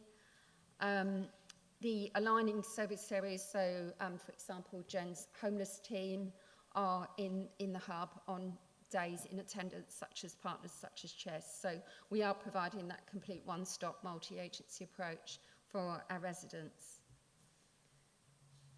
Our Broadway cash office is still seeing really strong usage since we opened back in April. So we've had over 1,000 customers. We've taken just over 660,000 and almost half of that has been cash. Absolutely. We took, I think it was yesterday, we took £10,000 in cash on one day. The kiosk at Waltham Abbey has taken 182, so again 100,000 of that was cash, and the kiosks here taking 34,000, of which almost half was cash. As we know, as we reported previously, when we've carried out customer surveys as to why those people are still paying by cash, some people simply don't have bank accounts, don't trust banks, or they're carers. So there's just a number of reasons as to why. We launched in June a touch tone telephone payment service to replace our end-of-life voice recognition service. This has resulted in a significant increase in the number of successful automated payments. So far fewer customers have struggled to use the system, and requests for additional support from officers is down by about 70%, which I think is fantastic. I've talked previously about the future for cash paying customers. The report is pretty much 95% there. I would expect that report to be ready early October. Moving on to our customer strategy, our customer shoes training. I renamed this from customer shoes to in your shoes, because the training is designed to support our officers when they're dealing with difficult and challenging conversations. So it's about putting themselves in their shoes, but also very much being customer focused and understanding our customers' needs. The key skills we were trying to coach on that training was to be very much aware of not so much what we do from a technical perspective, but how we do it and how we deliver those messages, particularly difficult messages where obviously on occasion we cannot give customers what they want. So just thinking about the customer's circumstances and how we deliver that message, but not only that, thinking about what alternatives that customer may have, and using something like Frontline to navigate that customer to someone else who can help them. So we held the last seminar with the Impact Factory on the 13th, which was last week. It was really positively received. One thing that we did differently this time, I invited a number of experienced officers and managers who are having difficult and challenging customer conversations every day to come along and do a bit of a Q&A, an experience share about how they manage those conversations, and that worked really, really well, and we had a variety of officers across different areas. So we've got 3 modules in place to support customers with challenging conversations. In Your Shoes is module 1. It's very much focused on actively listening to customers, being credible and reliable, taking ownership. So I described previously the AAA model, which is aligning ourselves with what our customers are telling us. Do you know, I say this 20 times a day and I've forgotten what my A stand for. That is so embarrassing. That's typical. Yeah, I've forgotten the first one. It's actively listening, aligning ourselves and actions. So being very clear in terms of what action we're going to take on the back of that conversation. I'll never live that one down, apologies. So as I said, this is the first module. The second one focuses on specifically telephone aggression, and module 3 is for conflict management. Previously, some councillors expressed an interest in receiving this training.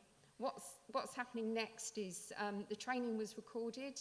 The communications team are going to assist me in producing an edited version with the highlights. We'll then be launching that to all staff. I'll then look at launching that and sharing that with members.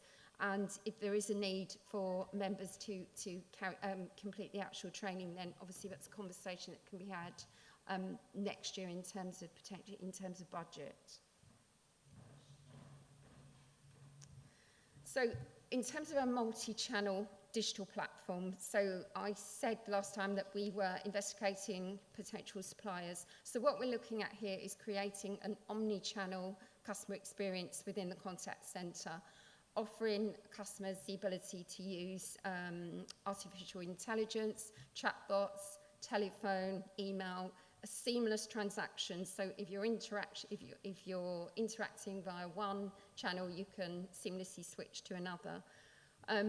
Again, unfortunately, due to severe resourcing issues, this has been put on hold. We are very much in a fix the basic stage. So my role at the moment is supporting my team. I talked about the resourcing issues, and we're looking at ways that we can take the pressure off the team and how we can get other service areas to support us until we get out of this phase and we're fully resourced. I'm having a real challenge currently in terms of recruitment overall. So as you'll know, we've got a vacancy for members and digital team manager. I've tried every option going, and I think from what I'm hearing, this is quite a common theme. So it seems that everybody is struggling to recruit. So I shall keep on until I find the right person. One thing just to add in terms of the telephony platform is the fact that in terms of our customer journey, what we also need is to look at having a case management system. So what I mean by that is we can track the journey of something that's coming into the contact centre, but once it's passed on to a technical officer or another service area, we've got no tracking system to see what happens to that query, how long it takes to get answers, what the resolution is, and we need to have full transparency and visibility on every customer inquiry, because we also can't learn from it, because you know, it may be going to an area, we need to be getting to the root cause, we need to be flagging up where there are those issues. So in terms of those requirements, we'll also be looking at case management system. Moving on to external comms, so the communications team has been working as ever very closely with West Essex and Essex County Council. Examples being targeting specific low areas of vaccination uptake with the Afghan resettlement programme. We've obviously had the introduction of the hybrid webcasting technology to the council chambers. And also, in terms of plans in place for the launch of a news app, that's just launched. The app is a digital platform for us to share our own and our third-party news content from partners and other relevant stakeholders. So that's had a soft launch this month with a full review in January. And I know that's something, Sam, you've been working very closely with Tom and the communications team on. Moving on to members, technology and contact. So as I mentioned, I am still looking for a team manager. I'm looking forward to the day when I sit here and tell you that I've got a fantastic team manager in place to support me, because I'm sure it won't be too long. And of course, our aim has always been to support you with the transition from working in a paper environment to paperless. We haven't got a full members portal at this stage, but what we have got, courtesy of Steve Mitchell over there in the corner, is you'll note you've got a link on the front page of the website for members. It's just below the Contact Us icon, and it takes you to all the links that you need. So we was trying to find a simple way of providing you with everything you need in the same place. That's an interim measure.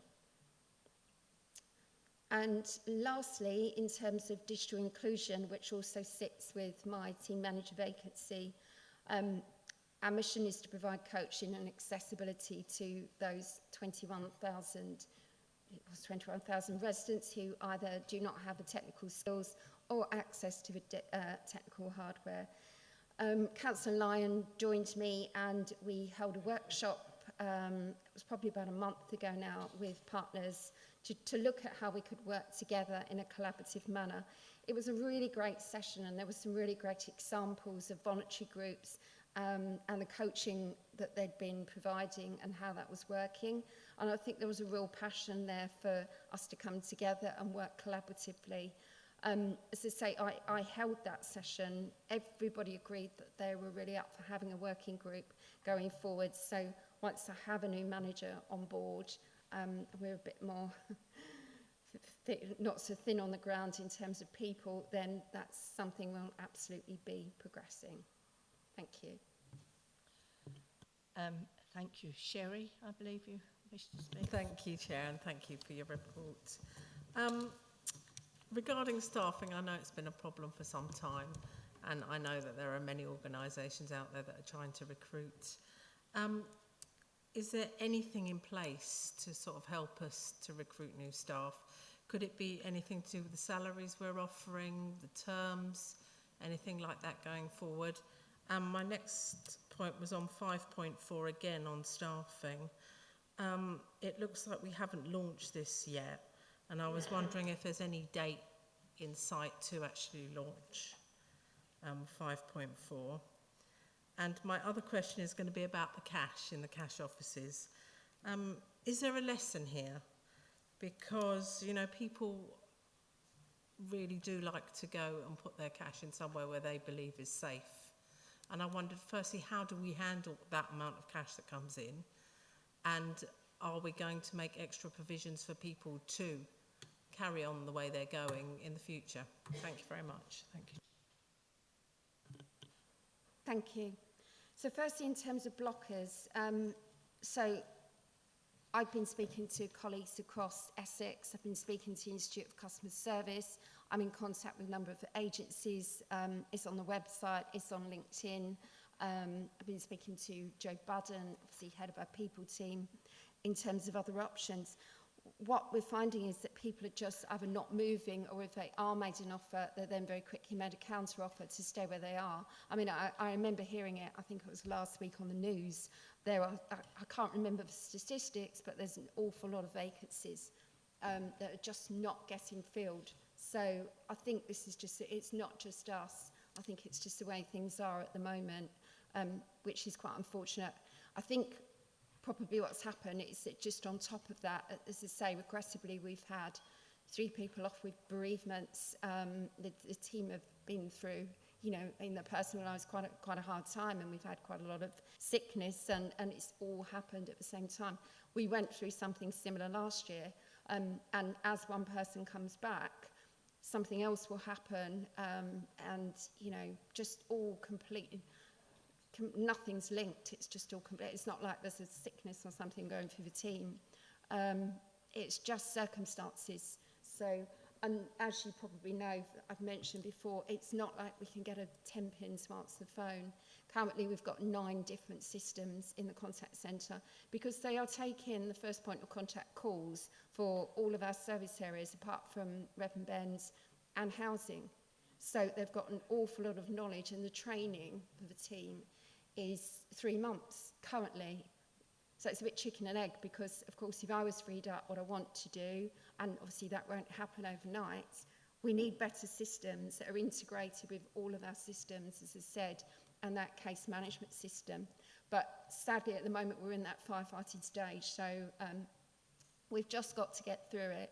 We are looking at our colleagues in other service areas and looking at how they can support us, and obviously the team on the phones doing the job, we're constantly saying to them, what can we do differently? Keep through it. We've got ideas captures on Teams. Just keep giving us your ideas. You know, I'm just trying to keep their morale up, because the team is so passionate about giving great customer service, and when they see the number of calls waiting, obviously it's very demoralising. I keep offering to jump on the phones, and then suddenly there's no calls waiting. I don't know what they're trying to tell me, but yeah, it's frustrating for them, but we'll get through it. You know, it's just where we're at the moment. 5.4, sorry, I just...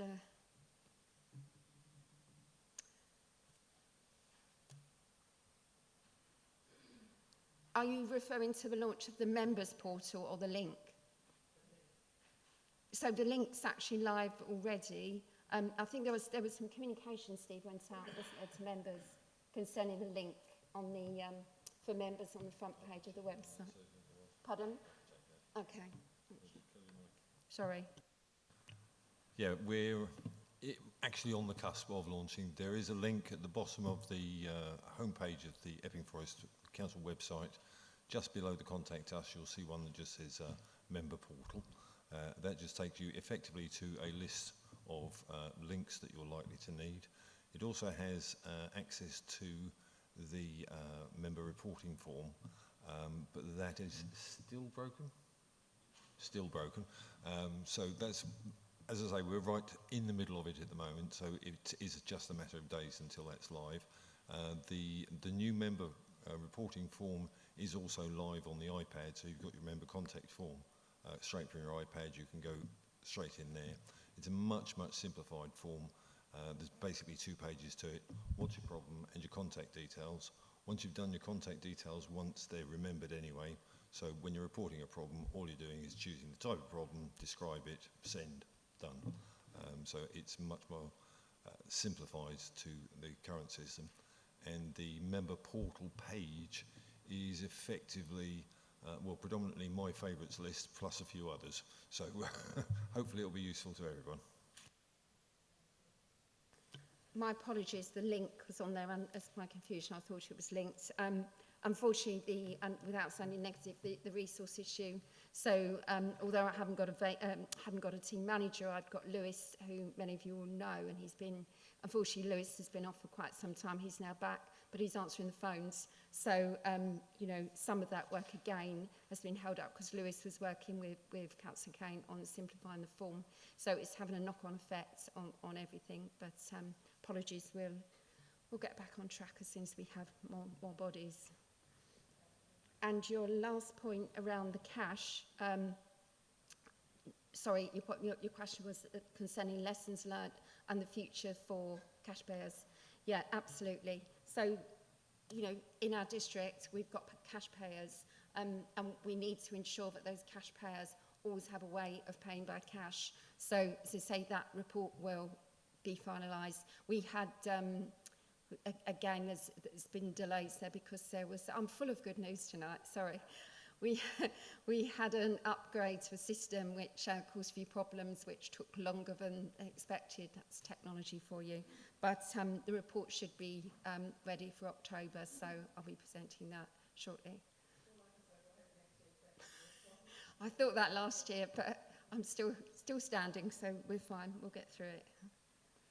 Thank you. We're going on to Stephen's, the next one, but try not to keep asking for the same questions that poor old Susan's. They're having to sort of keep repeating the same things because I'm sure it's unfair on her. But Stephen, you're the next one on the list. Yeah, but I've got a very minor question and then a number of points I want to make based on either the written report or the verbal report. On item 3, where we talked about Q1, presumably we're talking about April, May and June, aren't we? Lovely. I think that's the only question I've got.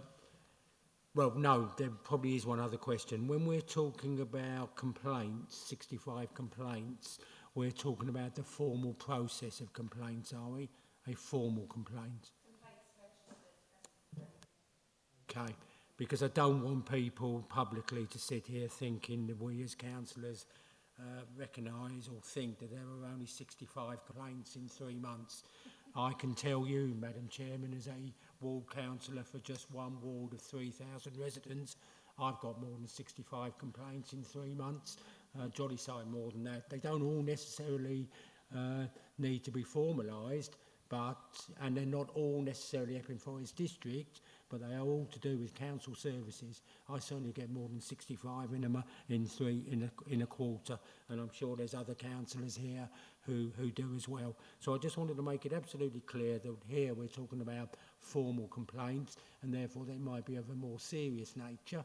I understand that, but we're not just talking about general complaints. I mean, all of us cannot walk to the high road without getting complaints, most of which I would say are legitimate. Okay, I think I just have a number of points I want to make rather than questions. I'm not necessarily expecting the officer to respond. I'm really pleased to hear the comment about recognising the importance of paying by cash. As soon as I read this report over the weekend, I took a Photoshop of that paragraph about the Broadway cash office, because I'm not convinced that there aren't some members who would be quite keen to close down cash offices, because I've heard rumblings and I keep my ears open. So we've got a lovely piece of evidence there, not just in the Broadway, but that was by far the largest. So please take that on board. I think the only other 2 comments I want to make, and I say this in a positive way and in a helpful way, we have a custom and practice in this council that we don't refer to Debden as Debden. Debden is part of Loughton. So we either say Debden part of Loughton, or if we're referring to the Loughton Broadway shopping parade, that's fine. But it's a long established custom and practice. I won't go into the long discussion about why, but it's a established protocol in this council. Convention is not written down anywhere that we don't refer to Debden as Debden. I was always a Loughton Broadway councillor. I'm now a Loughton Roden councillor. So I say that helpfully. And the other helpful thing I say, because I do think words matter, I heard this referred to as the Civic twice in the verbal report. There's been no formal agreement that the hub is going to be called the Civic. Anyone who's read the agenda for next Thursday or the Thursday coming, you'll find that there's a much better suggestion for the name, the Civic Hub. Actually says what it is on the tin. So I will be strongly advocating that it should be called the Civic Hub. I certainly don't think we should be referring to it as the Civic when there's another alternative on the table which is much, much better. Because there's been no formal agreement to call it the Civic, which I think is, well, I'll express my views on Thursday. Thank you, Chairman. But that was meant to be helpful. Right, Heather. Thank you. This would be a joke if it wasn't so serious that the course for effective ways to contact the council has been cancelled. It just says it all, to be honest. You know, I sympathise that you're short-staffed and everything, but you really, I'm sorry, I think things really need to happen here. Either people need to be let go or something or other, we need to offer a lot more pay, but I don't think we can keep carrying on being unable, us, all our constituents, being unable to contact the council. This council used to have a really, really good reputation for rapid answering the phone, rapid solving of problems. As you just said, there's at least 21,000, and you can add me to that, and quite a few of us here, that are not brilliant on computers and can't fill in all these forms and all these links and all these this, that's and the others. There's an awful lot of us that have always and still need to telephone the council and ask for something very quickly to be happening. I've discovered on phoning the council and asking for a rapid deployment of the planning, what are the planning officers called? The enforcement officers, when all sorts was going on, that I saw that they will not take any phone calls any longer for enforcement. I mean, how can the council run like that? This was a big, major thing. I was told to go online and fill in all these forms, and there was some serious stuff going on nearby that needed reporting straight away. I had no time and probably no ability to fill in all these forms. Planning inquiries, all my constituents are coming to me and saying, the planning officers are only on the telephone for, I think it's 2 hours on 3 mornings a week. We can't get to speak to anybody. Myself, when I'm trying to contact, going on to whatever that last point is, member technology 5.4, members contact. Again, we've only got somebody for Monday to Wednesday, but it always seems that I'm needing help on a Thursday and a Friday. I'm sorry, but the council is not working, it's not being seen to work. I know you're all working hard behind the scenes, and those of you who are doing your jobs and everything are doing it well, but that isn't the impression that's coming across. As Stephen Murray said, you can count up, you've only had 65 official complaints or whatever that might mean, but we are the go-betweens. We are the people who they are complaining to us. We're complaining to you, not you personally, you're obviously trying really hard, doing a really good job, but that is what these sessions are for. I'm sorry to repeat, you said not to repeat the same things, but I just feel this is what I'm hearing, and it's so upsetting because it did used to work well. This is before the change around and before COVID, so it's a combination of everything, isn't it? Brexit, COVID, changing systems here. I know everybody wants us to go online and somehow do every single thing online. Some people can, to some people that's their natural go-to. But there's an awful lot of people where it's not their natural go-to, and it does take longer and it is more complicated.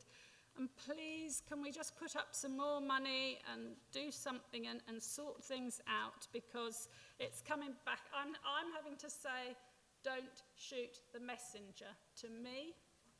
And I'm sure it's the same with other people. So please, can we try and do something in that area? Thank you. Thank you. And I have to say that I can agree with Heather on a lot of things, because I'm not even getting replied to when I've asked questions, when I've rang, and I'm getting hundreds of complaints, because unfortunately I'm on the front line and councillors are elected by the people to represent them. And it's very difficult. And I see Sam's probably going to stop me. Go on, Sam. I wouldn't dare, Jean. I really wouldn't dare. You're quite right, Heather. It is a combination of those things. It's the combination of the change in this building and the shift that we've gone through in the transformation process. It's the fact that COVID hit and sent everybody home ahead of time. And it's the fact that our telephone system wasn't designed to do that job, to link together those people. So we're trying to do it the way that's available to us, which is via computers and electronics and all the rest of it. I fully accept that I know many people who are challenged in that area, and for some it comes a lot easier, for some it's much more difficult. And you have to have that fallback position for both members and for residents to be able to pick up the phone and talk to someone. And this is the third part of the problem that we've got. As Susan's alluded to this evening, we just can't find the staff. And it really is a problem. Those that we've got have ailments, troubles, and are sending them home ahead of time and all the rest of it. It's a really serious problem. So those three components have come together to bring us to this position.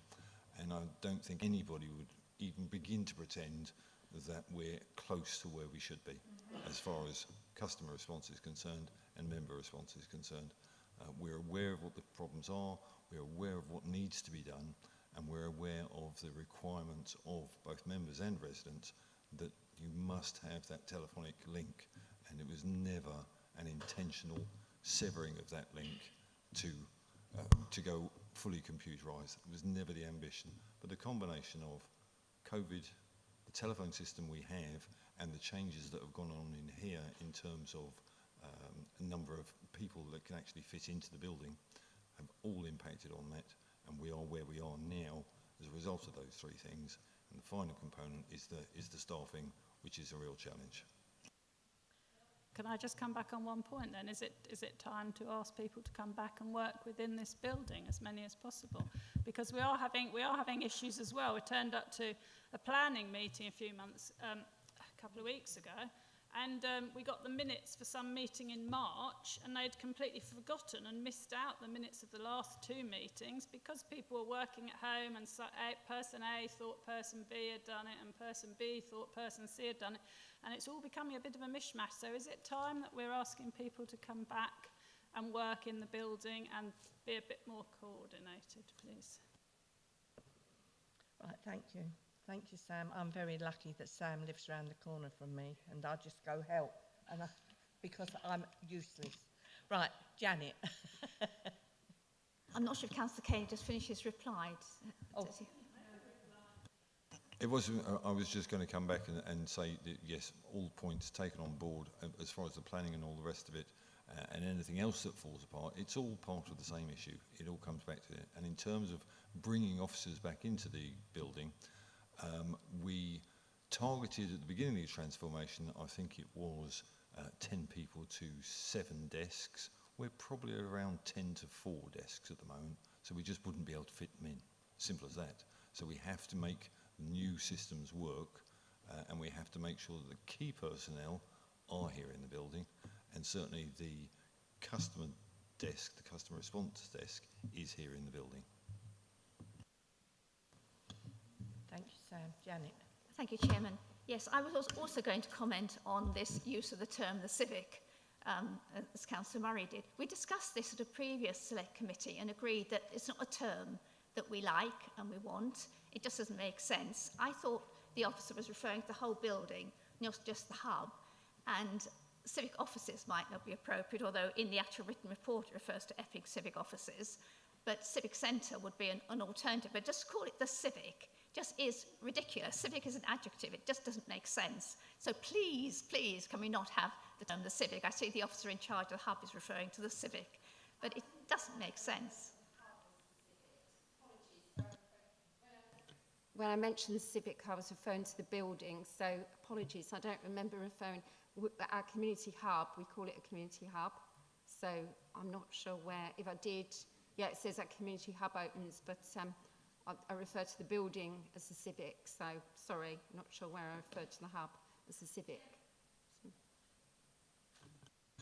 It is the building I'm referring to. I wasn't referring to the hub. I just mentioned the officer who uses that term as well. It is not the civic. It's either the civic centre or the civic offices, but please don't call it the civic. We've never asked people to use that term. It's just creeping in. And if we need a formal discussion, we'll have one, but the majority of us do not like the civic. I wanted to turn, though, to page 37 as well. You mentioned there the successful facilitation of remote working. I don't know if you're aware of what happened at Plans East, but that was absolutely impossible. We couldn't hear at all. The reception was so poor. We sat through about 10 minutes of an officer's presentation, and in the end, the officer was here, had to repeat the whole thing. It just didn't work. And it was raised at Stronger Council, the fact that it may be possible for some officers to come remotely, but it's not always appropriate. And perhaps there needs to be a discussion about what members feel would be appropriate for a remote presentation and what isn't. Just the fact that it can be done doesn't necessarily mean that it's appropriate for the meeting that's taking place. But that was all discussed at Stronger Council last week. Right. Was you wanting a reply on that, Janet, or can we go on to... We go on to Rose, and then if there's something that you need to add in. Rose? Thank you very much. Yeah, I've got your name down, Wyn. Yeah. Thank you, Chair. Just a couple of things. One thing was the week, I did actually write to Mr. Small about this. The week of the August bank holiday was exceptional in the list of length of waits. You know, I sort of gave up after 10 minutes. I have to say, I've worked in a call centre and it isn't great. And that's when you had the moral support of other people to have a laugh and a whiteboard where you wrote little comments to sort of get rid of your tension, the 26-minute phone call, you know, the longest caller today type of thing. And your staff are at home, and I do feel for them. And what I would like to say is, despite huge pressure, the current team really are very polite.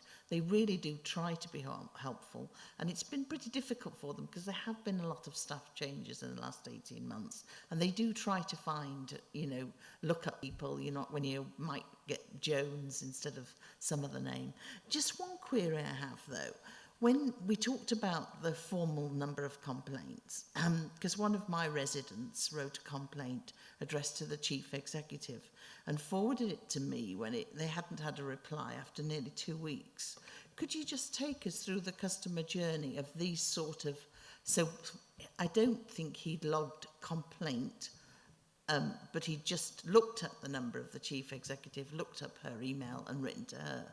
But that was a formal complaint.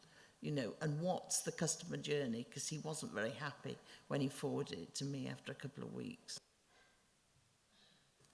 What would be really helpful, Councillor Brooks, is if we could pick that one up offline, because it's quite difficult to understand. I'd have to investigate and find out where it has gone to, because obviously what would normally happen is it would come into my customer satisfaction and complaints manager and be logged by the team. It's allocated, depending on the nature of the complaint, to the relevant specialist technical officer, and there's obviously an SLA in terms of when to respond, but I don't know how it was sent, whether it was emailed, letter, etc. Right, okay, so really happy to look at that customer journey. One thing I probably forgot to mention actually, because we just talked about the fact about the team working from home, not only have we got the absence, but now that the Civic is open again, 2 of those very few staff that are left, and it's no excuse, I'm just painting the picture, are based here on reception, so there's 2 less. So we've had times where we've had as little as 3 or 4 people actually taking phone calls, because if they are here in reception, they can't. We've even tried giving them laptops to see if one of them could still take calls, but it's just not possible. But what they are doing then is doing the email contact, the contact us forms when they are on reception, so they're certainly multitasking as much as they can. But please do email me and I'll look into that for you. Wynne? I think we're all aware of the cost that went into creating this hub, whatever name you want to call it. I don't really care personally, to be honest with you. But we know there's a lot of money went into it. And now you're saying that they may not be fit for purpose in this building or even in Epping, and you're considering other venues to move it to. But I'm still concerned that you're moving it into urban areas, which I can understand. But I think our rural residents are still getting a raw deal, because they're still not being catered for. If they need to travel anywhere to get an answer, there are no transport links. And if they're elderly or if they got, they can't drive, how are they catered for? Because they don't seem to be catered for at all, in my opinion. Now, I know at one time we with the mobile library service, and I'm not saying go back to that, but is there any way that if you think that the situation is not working as it is, then some sort of mobile service could be provided to go out to these areas once a day, once a week, so these people who've got concerns in these areas, these rural areas, can bring it to that, I'm going to use the word mobile hub for want of a better word. Thank you.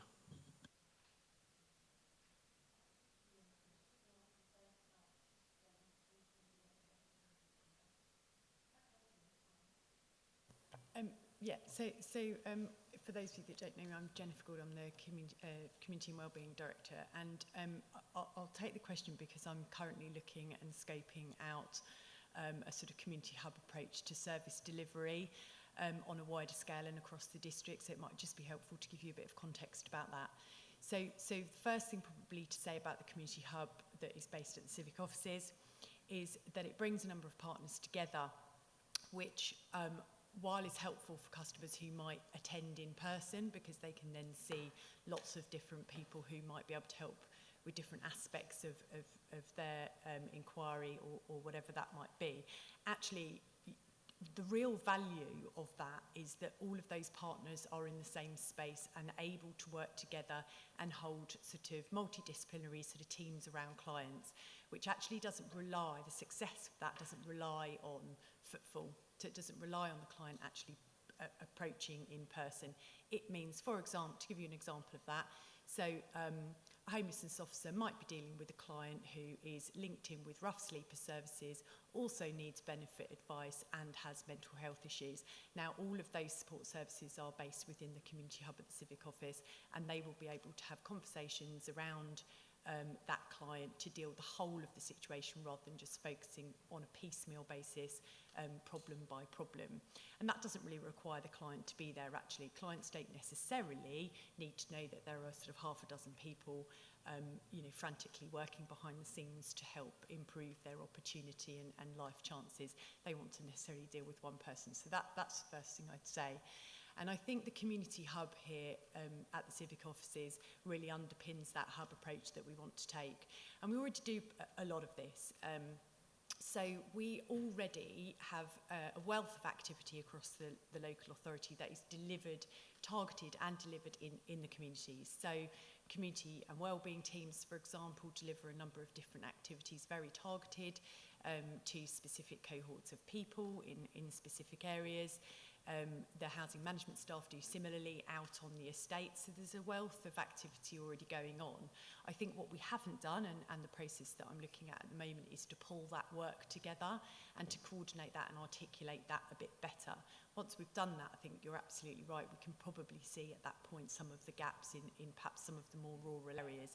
and then we need to think about how we mobilise that activity in those areas, and we target those in most need, and we meet the needs. So that is a piece of work that's ongoing, and hopefully in a few months' time, maybe toward the latter part of this calendar year, we'll be able to bring a paper back to you about what we think that might look like. But it's not necessarily creating community hubs in their physical sense across the district, because the footfall at the moment doesn't necessarily support that model of service delivery, but it is about creating a hub approach to service delivery that identifies and meets the needs and fills the gap across the district, and is very focused on particular areas and meeting the particular needs of particular cohorts of people.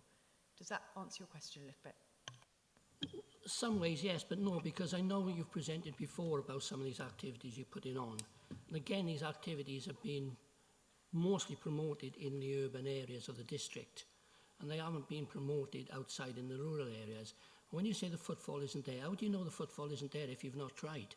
How do you know that if you don't put this service on, people aren't going to respond to it? They're not responding, it's coming into Epping. So how they, you know, where's it working, where's it not working? So I think the scoping about the activity that we already deliver in those areas will do a bit of that for us and identify the need. But for example, at the Broadway offices, we haven't necessarily seen a huge sort of increase in footfall since the lifting of restrictions, and we need to understand that a little bit more. I think, you know, what I would say with a bit of caution around that is that we are just coming out of the pandemic, and I don't think things, you know, while restrictions have been lifted, I don't think things have necessarily returned to normal, so we need to keep an absolute kind of watching brief on that as well. But I take your point, and I think, you know, we will look into all of those things, and we need to do a bit of a listening exercise and some consultation with residents across the district to understand what it is they actually want before we put the services on. So, you know, that's the programme of work at the moment around that hub approach to service delivery. All right, Wynne.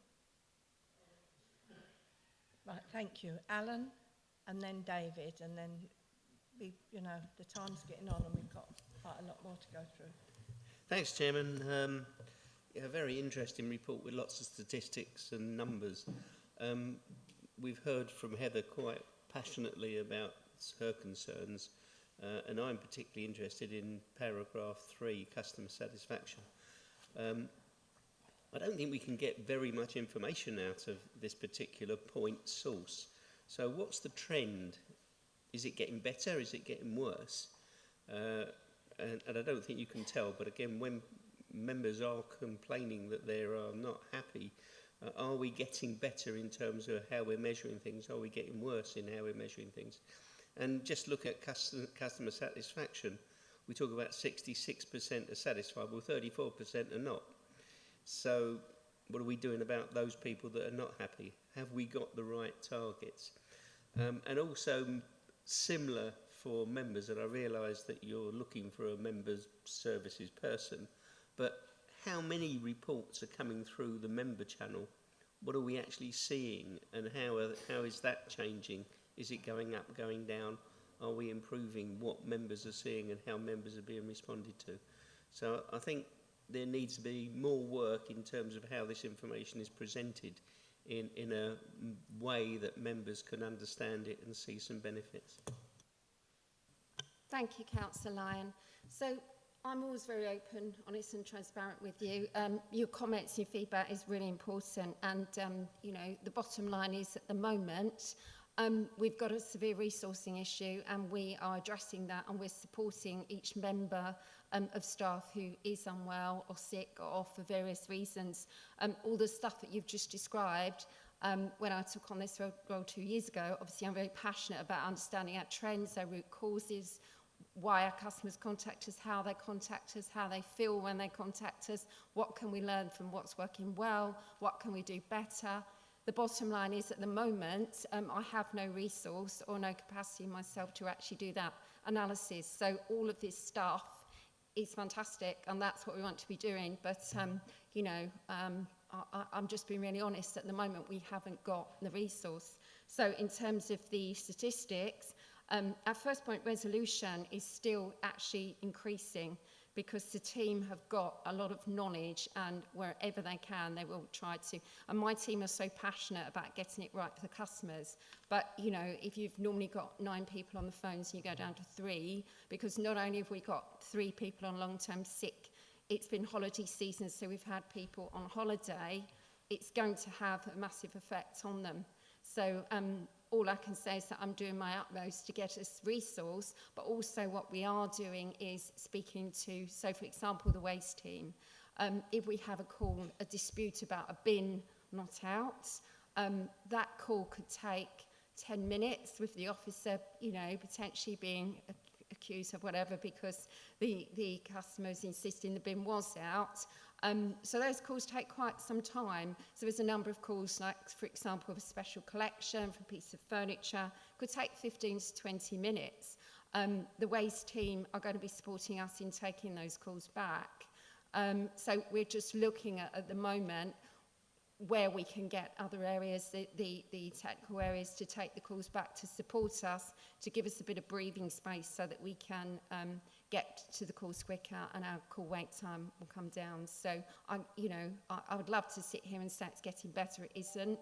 I've already mentioned regarding phones not being answered. We need a better system to be able to see crystal clear, but that's certainly being addressed at leadership level as to if calls are not being answered, why not? What's the issue? What's the root cause? Because I think everyone comes to work to do a great job. So if there's something that's getting in the way, we need to understand what it is. So I would hope that in the next quarter I can come back and give you a more positive message. All I can say is with the few staff I have got, they'll continue to give the best service they possibly can. Thank you. Oh, very quickly, David. Alan, because yeah, it's very David's quickly. the last Yeah, so question. what I'm really saying is, okay, I realise you've got resource issues, but will these things be reported once you've actually resourced the right level, so that we will see trends and how things are improving or not, so people can actually scrutinise things in the right way? Because at the moment we've got no idea whether things are getting better or getting worse. So my aspiration, so when I get a team manager on board for you, for members, I described them as an ambassador for members. So you're the customer. What I want them to do is hold focus groups with you to understand what your needs are. Not that we can obviously meet every need, but I want us to really get to understand what do you need from the centre in terms of statistics, etc. Just a point on the stats, they've been included this time because in the past we've always included them. However, going forward, they will be reported to Stronger Council so that we align with all other service areas KPIs. But in terms of your needs, reporting requirements, that will be the role of my team manager when they do arrive to make sure that we can understand your requirements and how we can meet them. And as we said, I think we talked some time ago about the complaints and the trends for your areas, so that we can specifically understand what's happening for you. So yes, it will happen. I just can't tell you when right now. The simple answer, Councillor Lyon, is yes. We need to know the information, we need to see trends, we need to see data, we need to understand what has been mentioned previously. So, yes. Then David, this better be a quick question. Well, all my questions are quick, Chairman. Yeah, my question to Susan is, I just wonder if there's a bit more information about the 13 waste complaints of street cleaning, because that's one way in which people judge the performance of the council. If they see the street is untidy, then they sort of say, well, that's the council for you, sort of thing. So I just wonder if it's got a bit more information on that, and if there's any trend there and how that's been tackled. It's going to be dealt with, hopefully. And just going back on the on item 3, the KPIs, I'm a bit surprised. Overall customer satisfaction 66%, but the target is only 80%. That means 20%. We don't seem to be too concerned about it. I'd like to see the target 100% actually, but I know that would probably be very hard to achieve, but I think that's what we should be aiming at. haven't got specifics of the 13 waste complaints. However, every complaint is investigated by the waste officer, and if there's any issues, it's picked up with BIFA. In terms of the targets for KPIs, at the moment it's 80%, and I look forward to the day that we can achieve 80%, and then obviously we can build from there. Right, thank you. Then I've just got one little thing. With Sam saying there's like 10 people to 4 desks. Are we trying to condense it down too much? Because that don't sound very good to me, because I wouldn't want someone sat on my lap when I was at work. So, you know, would you like to answer that one? To be fair, all the comments that are made are quite reasonable, and we're obviously seeing people returning to work, not only here, but generally across the country, you know, cautiously and trying to understand what it means. The carrying capacity of the building is basically a 4 to 10 desk ratio, but there are a lot of conference rooms, meeting rooms, breakout areas on top of that. So, in fact, it brings up the number to about 6 or 7 to 10 ratio, which is the number of people we had in the building before, to be absolutely honest. If you take account of holidays, absences, going out and doing other work, which is not necessarily based here. So there isn't really a space issue. I think there is an issue about, obviously, people having confidence to return, the interactions that are needed face-to-face versus those that can be virtual. Many of the things that have been discussed this morning, this evening, are about other processes other than the face-to-face contact. There is an appreciation that face-to-face contact is important, presence of officers is important. So we have heard all that, and we're working on that at this moment in time. That's good, because it's very important. I've worked all the way through, so I expect you all to work all the way through. Sorry. Right, thank you very much, Susan. And now we're going on. And the last 10 to 13 is sort of all going to be taken together because it's Jen and Janet. And I'm sure that you'd rather do it and then get the questions, or if there's something between, you'd rather, yeah, okay. Thank you. Good evening, members. Yeah, I will be quick. I'm conscious of keeping you too late. I'm going to take all 4 papers together because they are intrinsically linked. And what we're asking for on all 3 papers is for you to note the outcome of the sort of stage 1 initial consultation on the 2 policies and 2 strategies. So the strategies are the homelessness and rough sleeping strategy and the overarching housing strategy, and then the 2 policies, which is the tenancy policy and the allocations policy.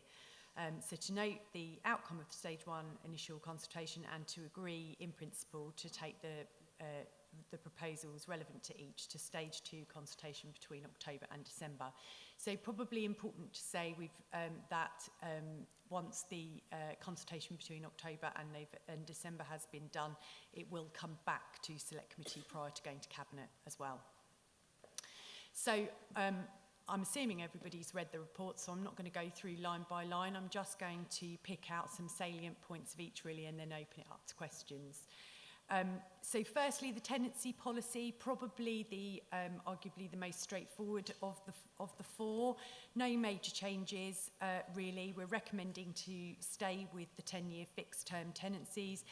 That's largely because we haven't had any of those come to an end yet, so we haven't really seen the impact and the value of those. So better to stay with those for the time being. And as you will have read in the report, we made some changes to the tenancy policy last year, year before, through portfolio holder decisions. So no major changes on that one. Homelessness and rough sleeping strategy, it's required for us to have a homelessness and rough sleeping strategy. What we're proposing very much is to streamline the document. So if you've read the previous one, you will see that it's incredibly lengthy and very, very wordy. Hopefully you'll be pleased to know that that won't be the case next time. And it will be centred around 5 key themes. So working together, preventing homelessness, building resilience, access to suitable accommodation and support, and ending rough sleeping. And hopefully you've all read the detail of that. And really those 5 themes and the work that will go into those are linked to the work that we're doing across community and wellbeing around the health inequalities, and also it's underpinned by the hub approach to service provision and delivery that I spoke about earlier. The homelessness and rough sleeping strategy will be then underpinned by a smart action plan which will detail the delivery of the actions that come out of that strategy. Housing strategy, so it's not a statutory requirement to have an overarching housing strategy, but it's a very useful document really to set the direction of travel for housing services across the district, and to articulate our vision for housing together with our local plan. It's going to very much follow a consistent, streamlined approach that I've spoken about in terms of the homelessness and rough sleeping strategy. And again, it's centred around sort of 5 key priorities that are listed in the paper. And I won't go through and rehearse all of those, but hopefully you've had a chance to have a read of those, and happy to take any questions afterwards. That strategy too will be underpinned by an action plan which will have smart actions associated with the work that we're doing around that. And then lastly, the allocations policy. So arguably probably the meatiest of the 4. We are recommending that we consult on some reasonably major changes. And I just want to note a few of those. I'm not going to go through every single recommendation, but I wanted to draw out probably 5 of the most notable changes. So firstly, we're looking to introduce a 3rd medical band in accordance with the 3 priority bands that we've already got. So at the moment we've got bands A, B and C, which are akin to emergency, urgent and moderate need. At the moment we either have an emergency medical need to move, or a moderate and nothing in between, and actually quite a lot of people consequently fall through the gaps. The second is about compliance with the Domestic Abuse Act. So hopefully you're all aware that the Domestic Abuse Act got royal assent. We want to make sure that we are legally compliant with that by providing support to victims and children in safe accommodation, and by awarding really all eligible homeless victims of domestic abuse a priority band for housing. Thirdly, around homeless households, one of the recommendations is to award homeless households band B. Currently, our policy is silent on reasonable preference for homeless households, and this cohort of clients is not currently listed in any band at all. Direct offers are made, so we're looking at sort of levelling up that playing field and giving opportunity of access in a much more transparent way for that particular cohort of people. Fourthly, there's a couple of recommendations in there around steps to encourage a greater number of under-occupation moves by removing some penalties around refusing offers of accommodation that people have bid for and that type of thing. So hopefully that's all fairly straightforward, but again, I won't go line by line through the detail, but happy to take questions on that. And then lastly, particularly wanted to mention around introducing the facility of local lettings plans within the allocations scheme. And that's really to have a very sort of localised, place-based approach to allocations where we need to. So, for example, you heard in the first paper from Caroline Wiggins around cuckooing in certain locations across the district, and a local lettings plan, for example, would give us the opportunity to be able to affect some change within communities where we need to do it. So it's looking to add in that facility, and also to think about how we respond to particular cohorts of people. So throughout the pandemic, you will have heard quite a lot about key workers and key worker housing. We're a high-cost district, and it may be that we want to use local lettings plans to attract and retain key workers that can both live and work in our district. So I absolutely appreciate that I have gone through that at about 1,000,000 miles an hour. Hopefully you did all have a chance to read the reports first, and happy to answer questions. And Janice Newth, sat beside me, is our interim housing strategy manager who will perhaps help with some of the questions if you have them. Thank you. Stephen Murray. Yeah, thank you, Chairman. These were the 4 items that were certainly the ones that caught my eye on this agenda the most, and I was the most interested in. I was obviously interested in all of them, but it was these 4 items. I think I've only got 3 comments and then 1 question at this stage. I won't necessarily do them in the order that you spoke to them, but just as they're in front of me. I didn't see any problems with the report as regards the overarching housing strategy. I accept that it's not a legal requirement, but I think it's absolutely right for the council to have that, and I didn't have a problem with that.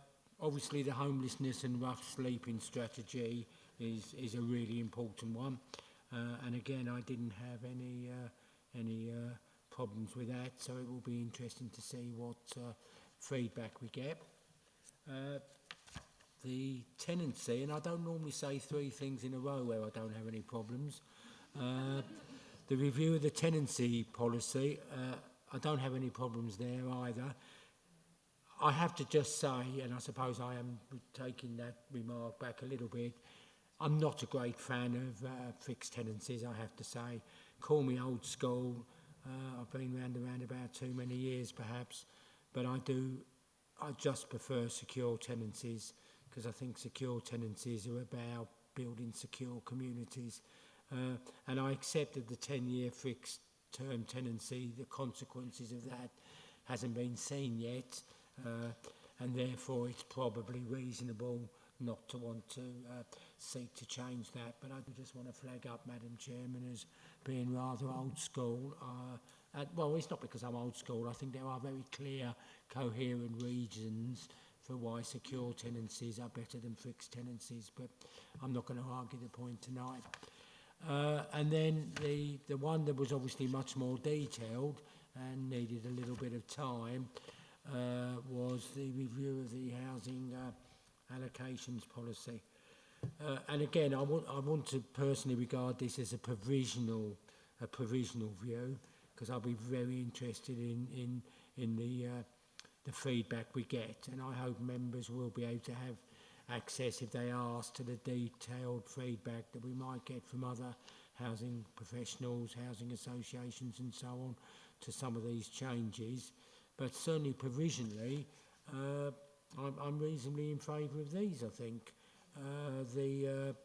The one about reasonable preference to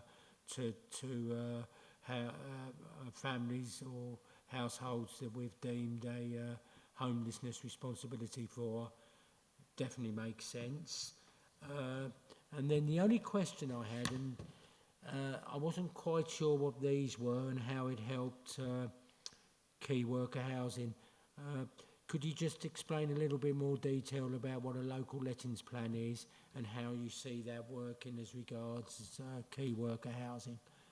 But overall, Chairman, 9 out of 10, and most teachers don't give higher than that. Well done. Thank you, Councillor Murray. I shall take that as a great compliment.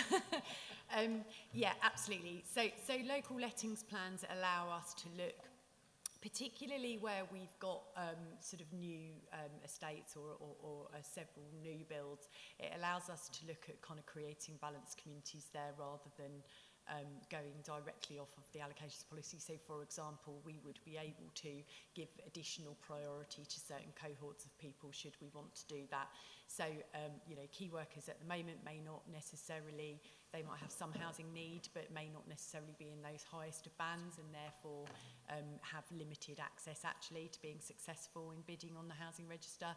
But we may want to, you know, if you know, we're working a lot with our health partners, for example, if they come to us and say, actually, do you know what, we're really struggling to recruit and retain staff in certain healthcare settings, it may be something that we can help them to do by having a local lettings plan, which we reply. So what is worth saying actually about the local lettings plans is that we would come up with a recommendation and it would come to members to agree. It wouldn't be an officer decision, that would be a member decision every time. So it just gives us that facility and that flexibility.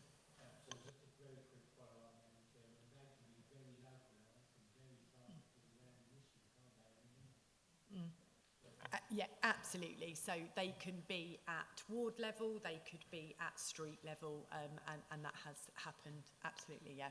And it's really, you know, actually when you think about, we've got some particular areas in some localities in the district which are actually down to street level, about, for example, the numbers of people suffering with quite significant and enduring mental health issues in that street that is causing problems. We would be able to apply a local lettings plan to that street, in effect, for a period of time to sort of effect a greater change.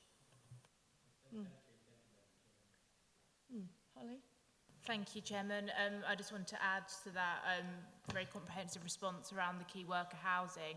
The project we're doing with St John's Baptist Church in Epping, actually, the conversation grew from this. And I know Lee Batson approached me pre-pandemic, actually, about a shortage of teachers locally. And that's where kind of this idea grew from. Obviously, our preference would always be local key workers who got the preference, but I think it does provide some opportunities, and I like the tailor-made policy and the possibilities to localise really to that point. So that's really useful. Thank you, Chairman. Yeah, no, I agree.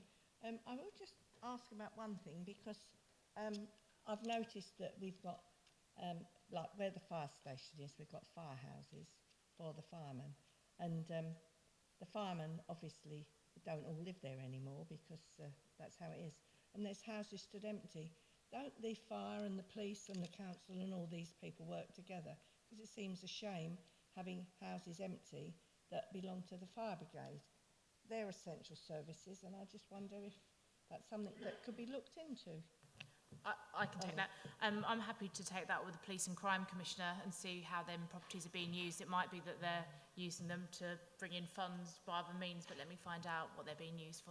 It does make sense. Thank you. Right, oh, David. David.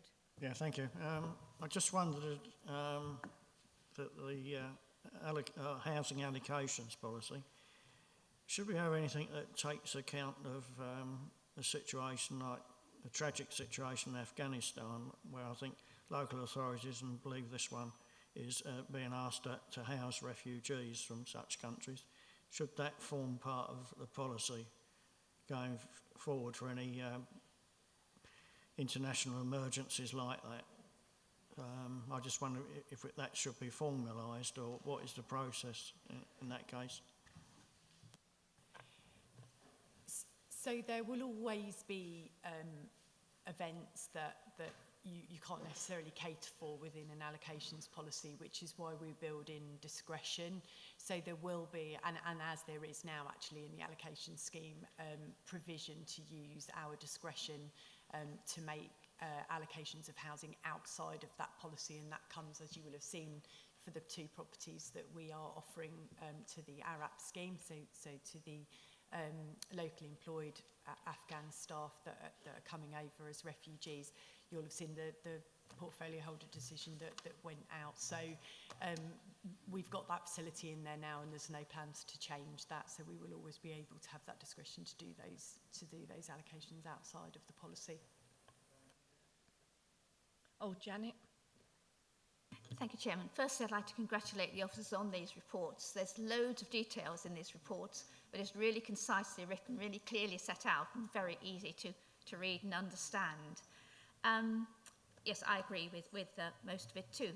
There's just a couple of things I would like, phrases you've used, which I'm not absolutely sure that I understand. But before that, page 41, where you're talking about domestic abuse, you say, you want to award all eligible homeless victims of domestic support a priority band for housing. Maybe I missed it, but I didn't quite understand the meaning of that they're obviously not in a priority band at the moment. I think they have directly offered accommodation. I don't know, but if you just explain that, it wasn't wholly clear to me. And then the other phrases I'd like you to understand is personal housing plan, cascading letting arrangements, and the implications of this debt, can't remember my writing, debt respite scheme legislation. I don't think we've heard about that before. I mean, when we had housing scrutiny, officers used to come and explain to us new legislation, so we understood it all. We seem to have missed out on that one. So firstly, I have to congratulate my colleague Janice on the reports, because that's That's very much her handiwork. So, and I'm going to let actually Janice pick up on some of your points if I can. The debt respite scheme, though, is very new, and it's come in as part of COVID, really, I suppose. So we can certainly bring something back, or maybe put something in the members' bulletin around that, if you think that'd be helpful. Yep, okay, we'll do that, and I'll let Janice pick up on those points. Is that okay? Okay. Thank you very much for the time that you've taken to read the reports and the feedback, and it's really very important to get this level of feedback. What I shall do for the time that I'm here is when there are new initiatives, I'll put something into the members' briefing notes in this style. This is, my writing style. If you don't mind, could you repeat the questions, simply because I wasn't anticipating answering them, so I was more reveling in the glory. Yes, I asked you to explain the page 41 about putting eligible homeless victims of domestic abuse in a priority band. And then the phrases were personal housing plan, cascading letting arrangements. And you've explained the debt respite. Okay, the terminology that I used for domestic abuse is I've lifted that from the Act itself, and so what I'll do is I'll expand on that, because there's a slight, we do recognise within the existing housing allocations policy people that are victims or survivors of domestic abuse, but the legislation that's just come out is very prescriptive, and we have to make sure that we adhere to that specifically. So what I'll do is in a briefing, in the next briefing, I'll expand on this and show you the difference between what we've got at the moment and what is required of the Act, so I can do that for you. In terms of the personal housing plans, these are an absolute gift. Personal housing plans were introduced with the Homelessness Reduction Act 2017, and there's a requirement when people come to us asking for help with housing because they're homeless, we have to agree a plan with them that they have to take some responsibility for some actions and we have to take some responsibility for some actions, and so it's an agreement. And in lots of places, and I don't know if this happens in Epping Forest because I've only just recently joined Epping Forest, but in lots of places it's good practice, and this happens anyway, where there's an agreement between the client and the member of staff. What this gives us is a huge opportunity to bring in things like that will assist with people's well-being and preventative measures and what have you. So, for example, if somebody is in some debt within the personal housing plan, we can agree with them how to perhaps get some debt management advice, and it's a responsibility placed on them to do that, and they have to do that, and then they come back and they say this is what they've done. Or we may say, you need to go and have a look in the private rented sector to see where there's stuff that's available, and they need to evidence that to demonstrate that they're being proactive. But equally, they get an opportunity to speak to us about what their aspirations are, what they want to do, what they think has prevented them from securing accommodation. And it may well be, and I'll try not to talk too much because I'm passionate about it and I can't stop when I start talking, it may well be that that person that approaches us doesn't want a council property. They have no intention of getting onto the housing register. They just simply can't afford private rented accommodation at the moment, and they've been served with a notice. And so with the personal housing plan, they may say that to us, and then we are able to then say, okay, well, here are other options. These are other ways of securing housing, or we know that there's some opportunities for saving money to get onto the housing ladder for people that haven't got a deposit. So that's what the personal housing plan is. And it's gold. So, and we want to introduce that across the board. The second thing about the cascading lettings, that is where you prioritise, you have a band of priorities. And so if it goes to one cohort, so for example, where we've got the garden towns that we're looking to develop, there may not be overwhelming demand from a particular area for that particular property. So you advertise it to who that's targeted for, and then if it's not allocated to those people, then you come down to somebody else that's in a wider geographical area, and then somebody is in a wider geographical area.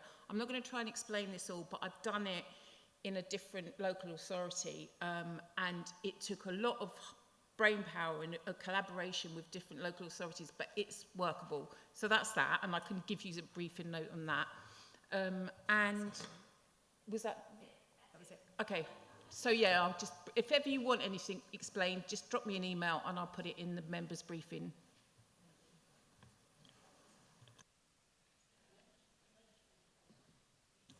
When I've been to previous meetings and you talk about putting stuff in members' briefings, I don't get that. So I don't see what some of these replies are. Yeah, so could you just sort of, perhaps email me those? Thank you very much indeed. Okay, thank you. Well, you better not leave, Janet. That's all I can say. Because I was quite impressed with these. You know what? That actually really means a lot to me. Thank you so much. I really appreciate that. Yeah, I love my job. Well, I used to like mine, but COVID and things have made so many differences. I'm not sure if I do like it anymore. Anyway, I think, oh, no, that's it. I think that's everything. Apart from the future meeting is for January, the 11th of January, which seems a long way away, but the way the time's gone and the last 18 months, 2 years, it'll be on us, Christmas and everything else.